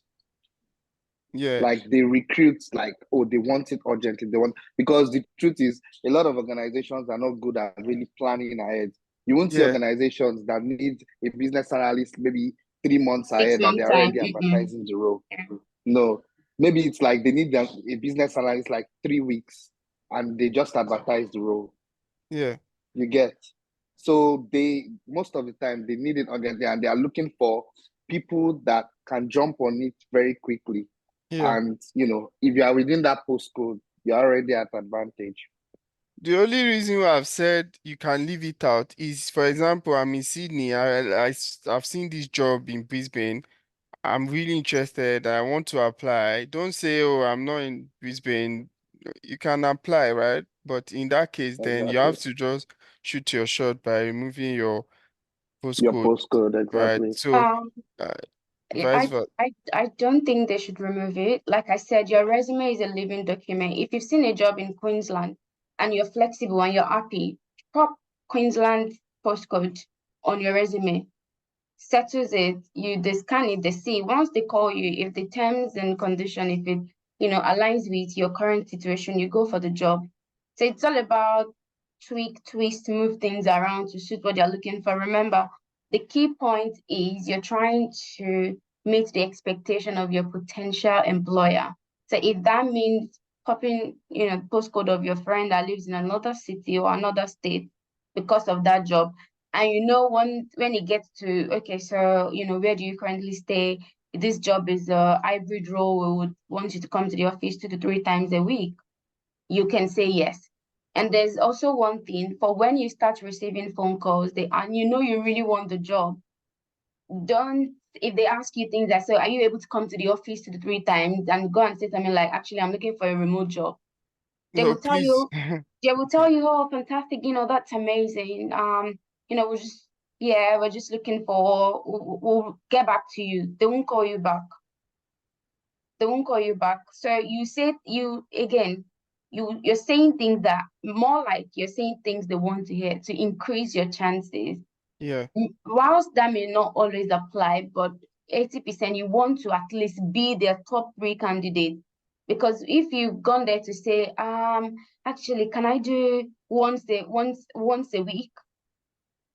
You know them, they won't say no, you cannot. They'll be just like, yeah, nah, yeah, that sounds good. Yeah, we'll get back to you on that. The job role is more two to three times a week, but I'll take a note of that. You may not hear back from them. Or if they ask you, you go. No, finish. Okay. Yeah. Or if they ask you and say something like, so when are you able to start? Some people go like in 2 months or in 1 month or in 3 months. Like speaking back to what Tosin said, when they're recruiting, they actually need someone that can start like ASAP. Of course, ASAP is they still need to do all the background checks, all those things on top of that. And you're there saying, well, you cannot start until like 2 months after. You want to be telling a recruiter, I'm happy to start in a week, or I can start immediately. I'm just, rounding up my contract. I'm available, things like that. My contract is coming to an end, or I've just relocated to this city. I'm free. I'm open to, employment, which is why you found my resume. The things like that, little things like that as well, they matter. But we'll go into this interview very quickly. Noah, did you want to say something? Yeah, before we get into it, I think we have another session tomorrow. So I think we can just do interview prep tomorrow. But I want, so that we don't have to do this, I don't want people calling saying, I'm not sure, I'm still confused. Can we do a sample, right? You started one, and let's just optimize that. I know we don't have a lot of time. Let's just optimize it to increase it a bit so they get an idea of how to actually optimize the resume, and they can then implement based on this template we share with them today. Oh, okay. That's gonna take a while though, because then I have to go into all the words. I don't know if I have enough time, but okay, let's do that. We will not just to move it from 36 upwards, just so they see how you would need to optimize it. Okay, Because so I'm preempting that if you might say, hey, oh, okay, so all right, this is what I think I clicked on. Can we have still semi screen? Yes, okay. So I think I clicked on Power Edit. I think you must have done that. So let me just quickly, I just want to double check if I actually did that. Power Edit. Then let's go.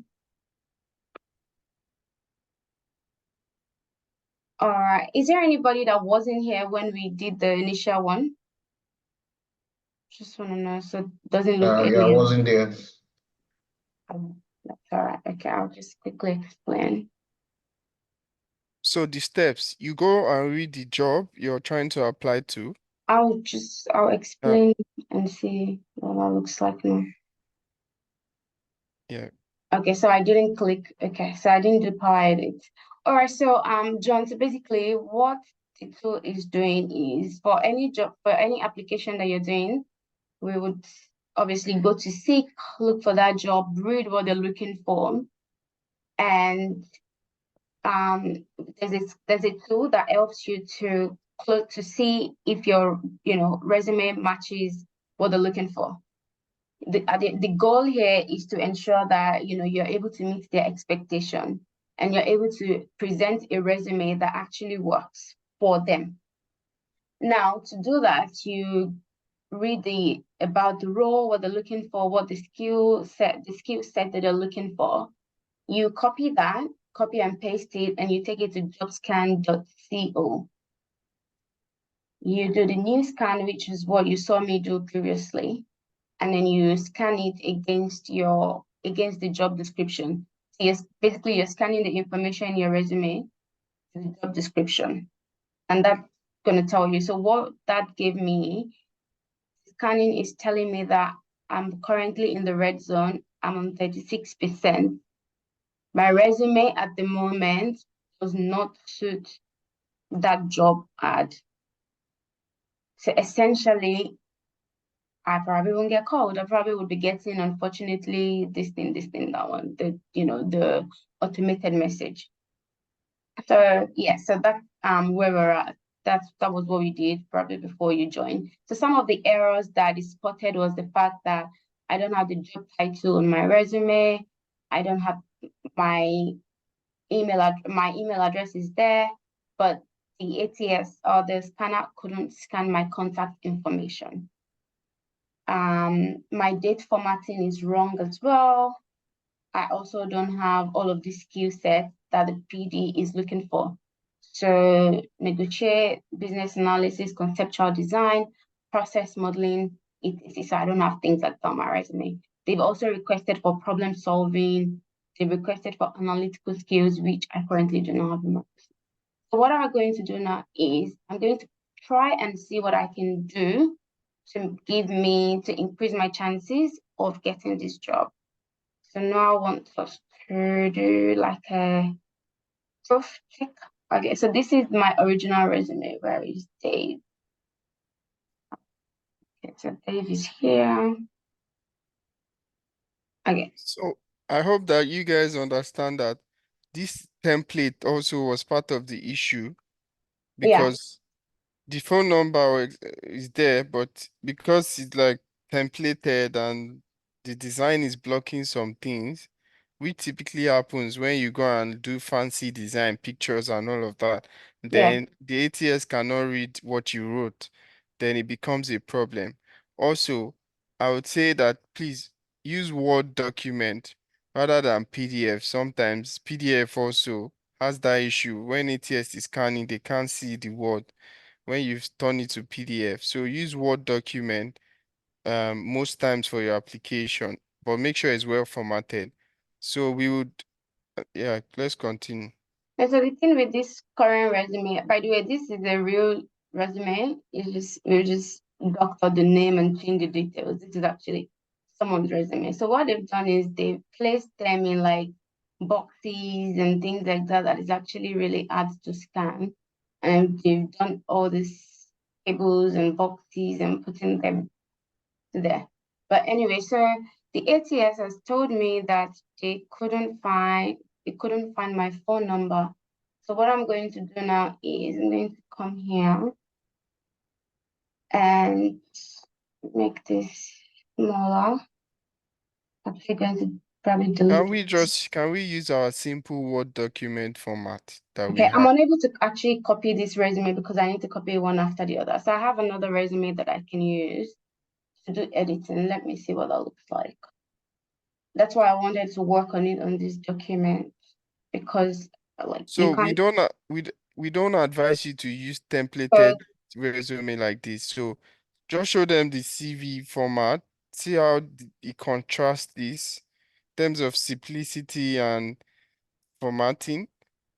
And then we scan this one and see what it gives us on job scanner and try to modify this one.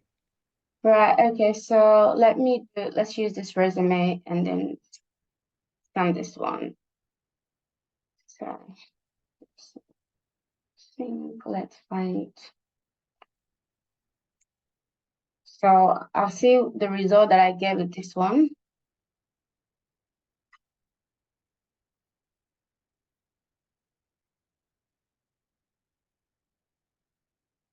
Okay.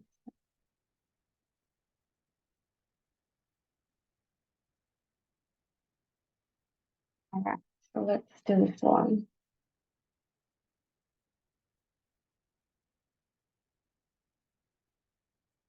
Now let's go back to the scanner. I just want to use the resume that is easily editable. So if I get any outcome, I can easily fix it. Okay, so John, everyone, so I'm going to do a new scan. Still the same job. Delete this. I'm just going to drag and drop the resume that says template. Okay. All right, so I'm going to rescan this. Again, whilst this is a good resume, it may not be fit for this particular job. It may not. So it's telling me 53%. So what am I missing? I'm missing the job title. and I'm missing all these things. So what I'm going to do is I'm going to try and infuse all the skills in the resume. Yeah, strong analytical. So you can see, sorry, that this is a very good like resume, but it's still not like very high. At least it's better than 36%, right? But it's still not there yet in terms of what we want to achieve. So she would now try to modify and tailor this. So please pay attention. Okay, so what did they say I was missing? They said I didn't have it says the job title description was not found in your resume. Okay, so what's the job title description? Go to seek. Okay, where are you? Again, because it's very practical, you need to just go to, okay, what exactly is the problem? So this is seek. Seek is saying they want a senior business analyst, blah, blah, blah. Okay. So then let's change that.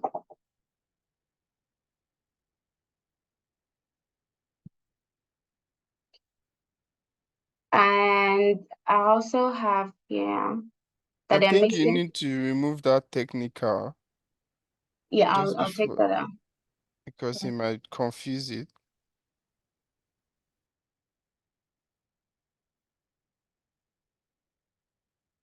Where is that?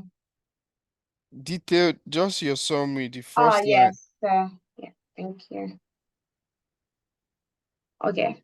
So they're looking for gap analysis, right? And they also want conceptual design. Okay, so I'm going to try and see what I can move around in my resume to see. Can remove Looks like risk analysis, emotional intelligence. I'm not sure all of those are important for this job. Yeah, the job didn't say anything about need analysis. I'm going to remove that analysis.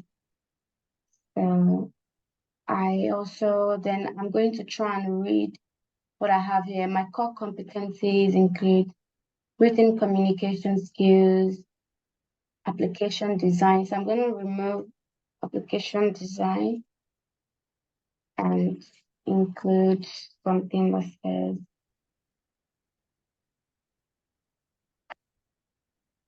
stress.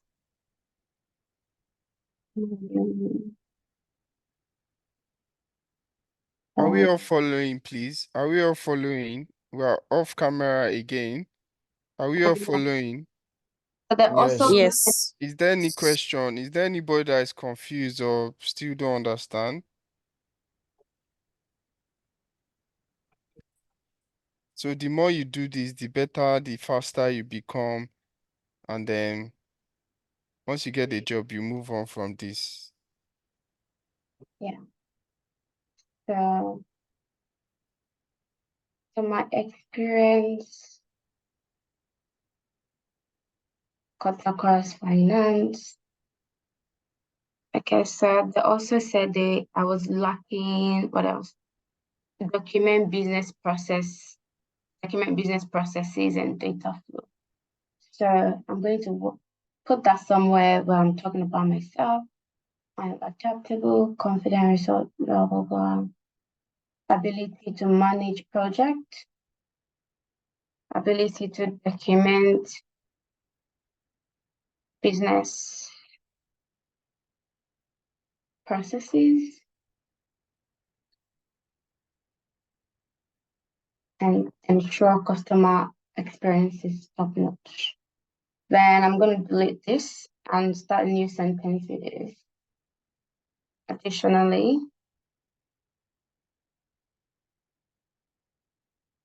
I possess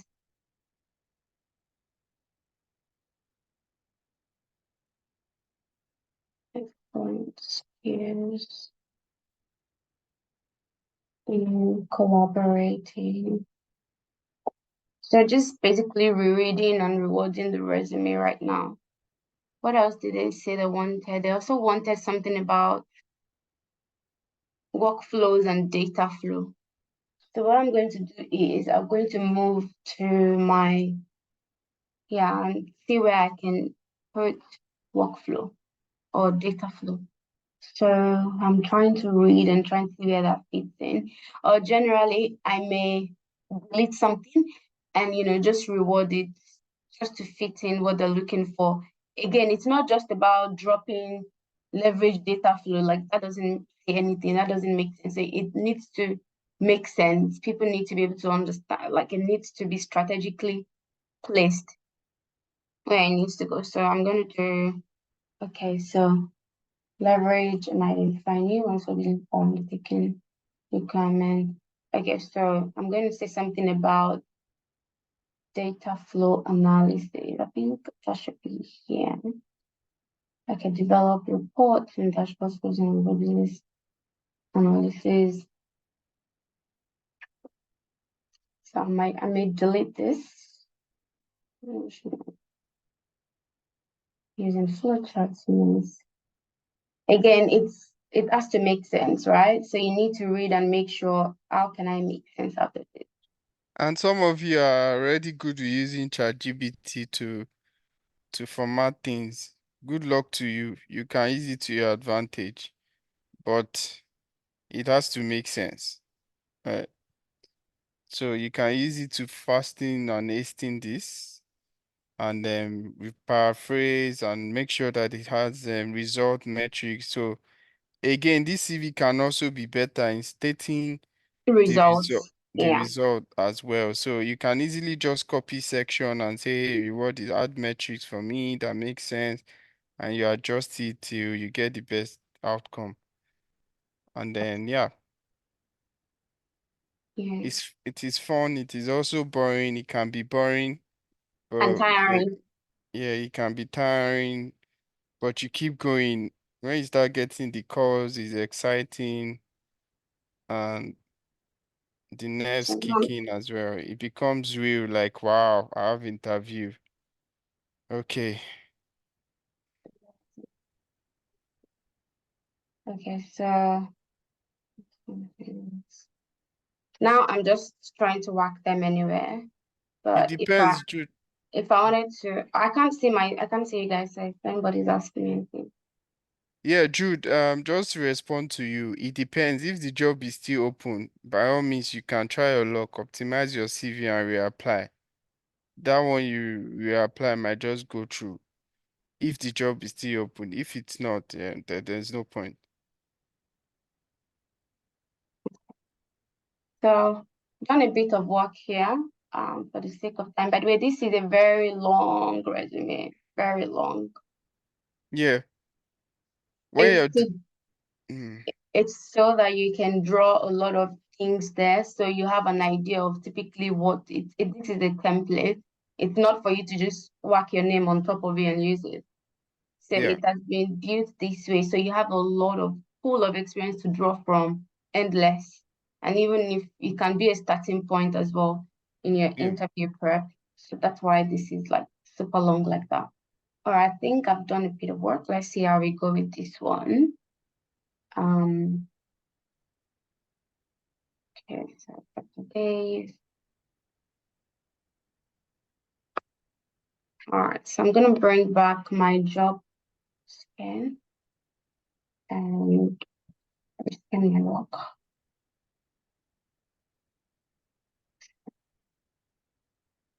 Hopefully, this is good. If we had, where is it? If we had more time, obviously you'd be reading, following through all the suggestions that Christine is telling me to do. But let's see if we're able to move up the ladder a bit.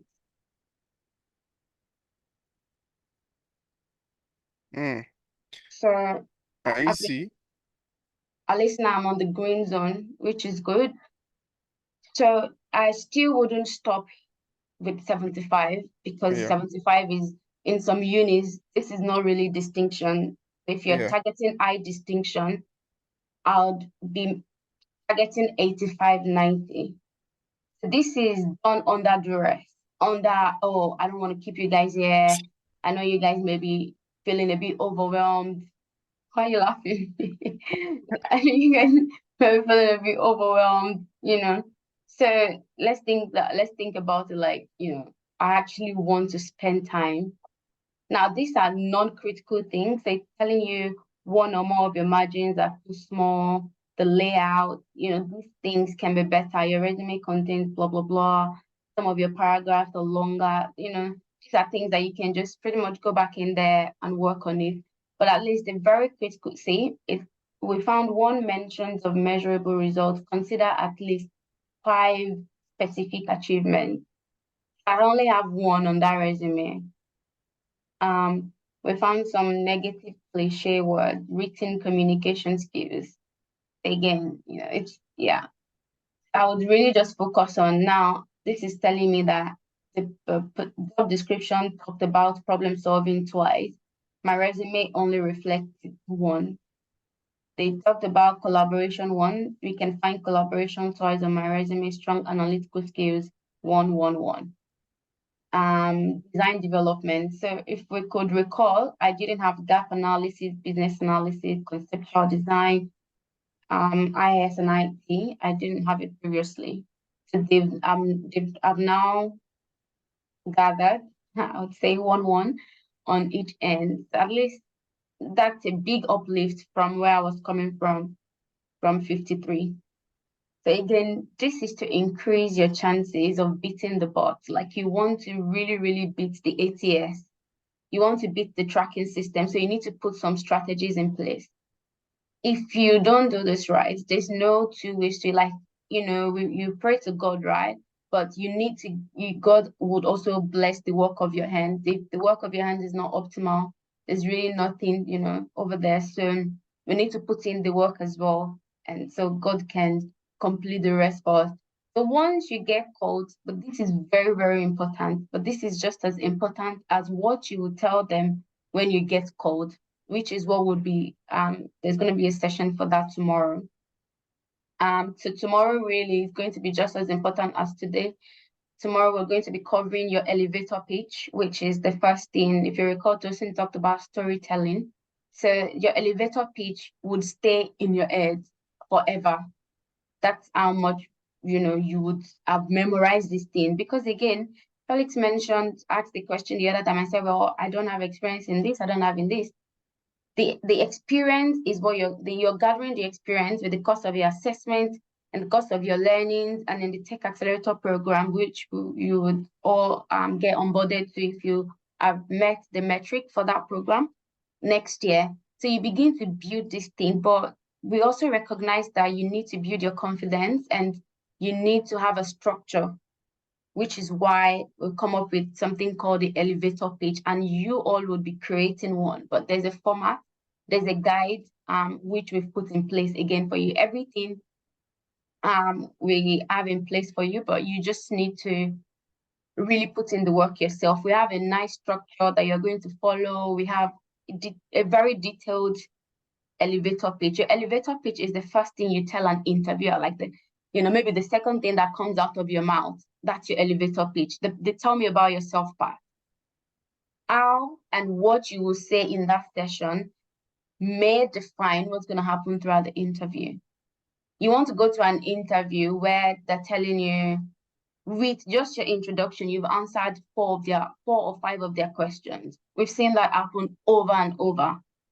So you also don't want to see in front of someone pressed under pressure, asking you questions. How nice would it be if you come up with a nice elevator pitch that answers maybe their first 5 or first 4 questions, and they're telling you like, oh, thank you so much, Shegun. You've actually answered 4 of our questions. Now we're going to go to the next 2 questions that we have for you. Like, that confidence boosting, like it would boost your confidence. You feel happy, 80% you've gotten the job. Tosin likes to say something like, if they've called you for the job, if a recruiter has called you and said, look, we found your resume, there's a very, very high chance that they're ready to give you that job. If 2 things, you've gone there to wow them, and, secondly, if you closely fit. And again, it's not like you would have failed an interview, but maybe someone just has one or two things that you don't have that they're looking for. So tomorrow is going to be just as important as today. I really, really hope we've been able to take a few things from this resume optimization. And I don't know if you weren't here before when I talked about your LinkedIn profile. Please accept you've optimized your LinkedIn profile and it's of quality. Please do not include it on your resume. While it's going to look good, it's going to significantly reduce your chances of getting called. So if your current LinkedIn has sales manager or engineer or process engineer or coordinator or sales specialist currently, please, there's no need to send a recruiter to that page because it's not optimal yet.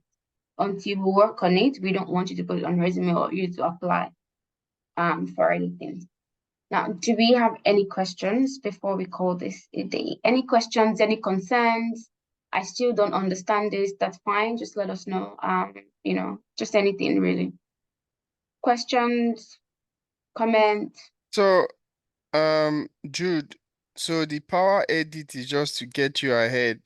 So it's just to help you phrase that CV a bit. It's not the most effective way to do things, but it might just help you marginally improve the percentage. That's it. But you still need to do it the same way Taya has done it under duress.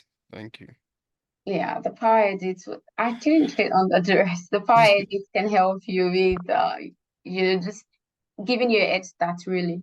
But you still need to go back, read it, make it nice. JobScan too is a robot, so you need to keep that in mind. At least it's better than you not knowing where you stand. JobScan too is the system. You fed it with something, it's giving you potential, so you still need to put in some form of work. And not everything will make sense that JobScan will say. As you've seen today, it might say some crappy things. You know it's crap, you ignore those. And there is not just JobScan that is the only ATS scanning tool. There are several tools. There are several of them. We've just seen that this works, and then we've gone ahead. So if you want to use other ones to be double sure, you can do that as well. But they are mostly paid, so yeah. But we give you access to this one. Bolaji,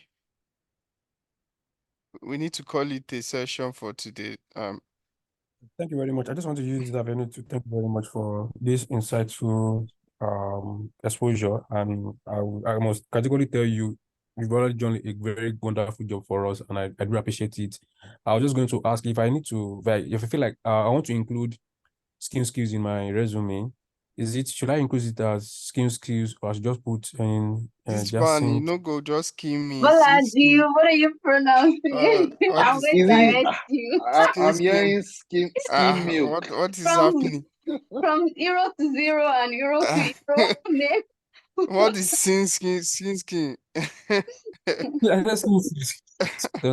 Yeah, you can. So the good thing is that we're happy for you to put same skills or you put just you can put both anyone. Solutions. So all of you have opportunity. So you've not worked, you don't have experience, etc. Blah blah blah. These companies register here in Australia. So sync skills, put it on your resume if you don't have, and and you want to put something, just it as well. All good. Yeah, you can put Jacinth and you can put sync skills, but we'll be able to provide reference check if, of course, it's not automatic as well. We need to see the work that you're doing because we can't provide reference check when we don't actually know your capability. So that's extremely important as well. Yeah, that's why only people that have gone through training and have been onboarded on the Tech Accelerator program, done assessment, all of those things that gives us confidence that when you get on the job, you can do it. We don't also want bad reputation. So we will only give you reference when you put in the work. So it is not like automatic. I can just, we would give you almost everybody will get it automatically, but it means that you also listen to us. Your own assessment, know that you need to do it. You can't escape it. Please. because now you will be calling Noah, Tosin, Tayo. I will ask you the assessment you're owing. Have you submitted it? This is where I catch people. I hold them by okay, their truth. All right, thank you. Tomorrow will be insightful as well. We'll go into interview prep, and you guys are uniquely lucky with the way we've approached this batch, taking feedback from previous one, that you already have some experience you can speak to. You work on this elevator pitch and we expose you to a few more interview questions, and then we send you videos from other prep and other materials to watch, read. You should be able to go even before the accelerator next month. You guys can already start to apply and get jobs. Some of you will not need to get into a accelerator. We have many people that didn't even get into and they're working now, they're happy and they are able to do the job. The core skill is what you already have. You just need to be able to do all the assessment if you're missing it. And if you didn't start from beginning, some of you, I know that you need to go back and refresh, and we've sent you the program as well. So go and get up to speed. It's really important because you get on the job, you need to be able to perform from the get-go. Good first impression always matter. So it's important that you're solid for now. Remember, you are in that phase where job can show anytime now. So you need to be ready for interviews, ready to apply, ready for everything now, full force. Yeah, All right. very, very important. And again, just a quick tip, if a recruiter calls you and you know you're not well placed to actually speak to them, optimally just tell them, I just need a second to just get myself into a quiet place, embellish, and get yourself into a nice place where you can talk passionately. First impression, you want to speak well, you want to download, you want them to say, wow, I'm thrilled, because your soft skill at that time, this person is so passionate, I have to call them back. They call you and you're just like, yes, that's me. Yes, okay, my resume. You're speaking so low, underwhelming. They won't call you back. And they call someone and the person's like, oh yes, that's me. I've worked as a business analyst for, 6 years. I put in my resume. I'm more than, you're speaking confidently, passionately with all the energy. If you don't have energy, start putting that energy together. Like, come up with it. In fact, just scream. They love it. That they'll tell you, just slow down a bit. I'm just trying to take notes, because they start taking notes. But if you're underwhelming and they say, oh, you put your resume and you're like, yes, I did. And it's like, okay, so what next? You want them to actually tell you, yeah, now that's beautiful. I have enough information. You just want to keep going. Like, you just keep talking. Even if it's to open your resume in front of you, if you think you've forgotten something, open it and quickly speak to it, because they will just leave it open for you. Oh, so tell me what you've done. Okay, yeah, because they've called you, because they've seen something. You don't want to jinx it by sounding underwhelming. Energy, big tone, energy. Watch your pitch, oh. Some of you are low and shy. You can't be shy. You can't, please. If you're naturally soft spoken, you need to. I'm naturally soft spoken, but when I'm talking to recruiters, if they tell me like, Tayo, you talk so fast, because I'm talking with all my energy, because I want them to know that yes, I actually want this job. So you're talking with all the power inside of you, and you're throwing in sarcasm. You're putting that confidence. I always tell people, if they've called you at a not so good time, make that time good, because it's one shot. They will call someone else. Person meets expectations. Don't worry, Shebi, when you see the salary range 150K, the passion will automatically come out. Exactly. Please, if you know I'm fine, I'm okay. No, you don't want to do that for interviewer. You want to come big bang, energy, passion. Once you've heard, oh, are you John? Oh, are you Lola? You applied for business? Yes, I applied. Okay, tell me, you download all your experience. Now that's where the elevator pitch we'll talk about tomorrow. So you're not thinking about it. You just have it in your head. You just always say it. Like, embellish, say that Yeah. they're like, oh, that's interesting, that's great, all of that, and then it sets you up for success, even in the interview as well. Tell me Same about thing. yourself. What is your experience? Can we know more about you? All of is the elevator pitch you say. You're Yeah. not thinking like um you just have your answer. You say to them, it settles you into the interview already. Yeah. And yeah, so we won't go delve too much into it, but these small tips, if they don't ask you, if they don't say, tell me about yourself or what have you been up to, you have to tell them about yourself. They need to know. Because sometimes they won't ask you directly. Not all interviews will start with, so can we meet you? Also, tell me about yourself, right? You need to tell them that elevator pitch, that story that you've put together in your head nicely. We'll give you the structure tomorrow, so everyone would be able to write their own, send it back to us for review, because once we start doing interview prep next year, this is what we want to hear.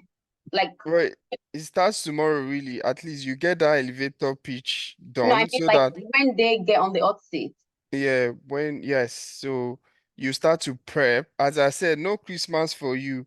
You have maybe 1 or 2 days, but the next 3 months is work, work, work, seriously, so that you can actually then rest afterward, right? When you get the job, then you have that breather. But for now, you know that it's work every day on these Mm, things.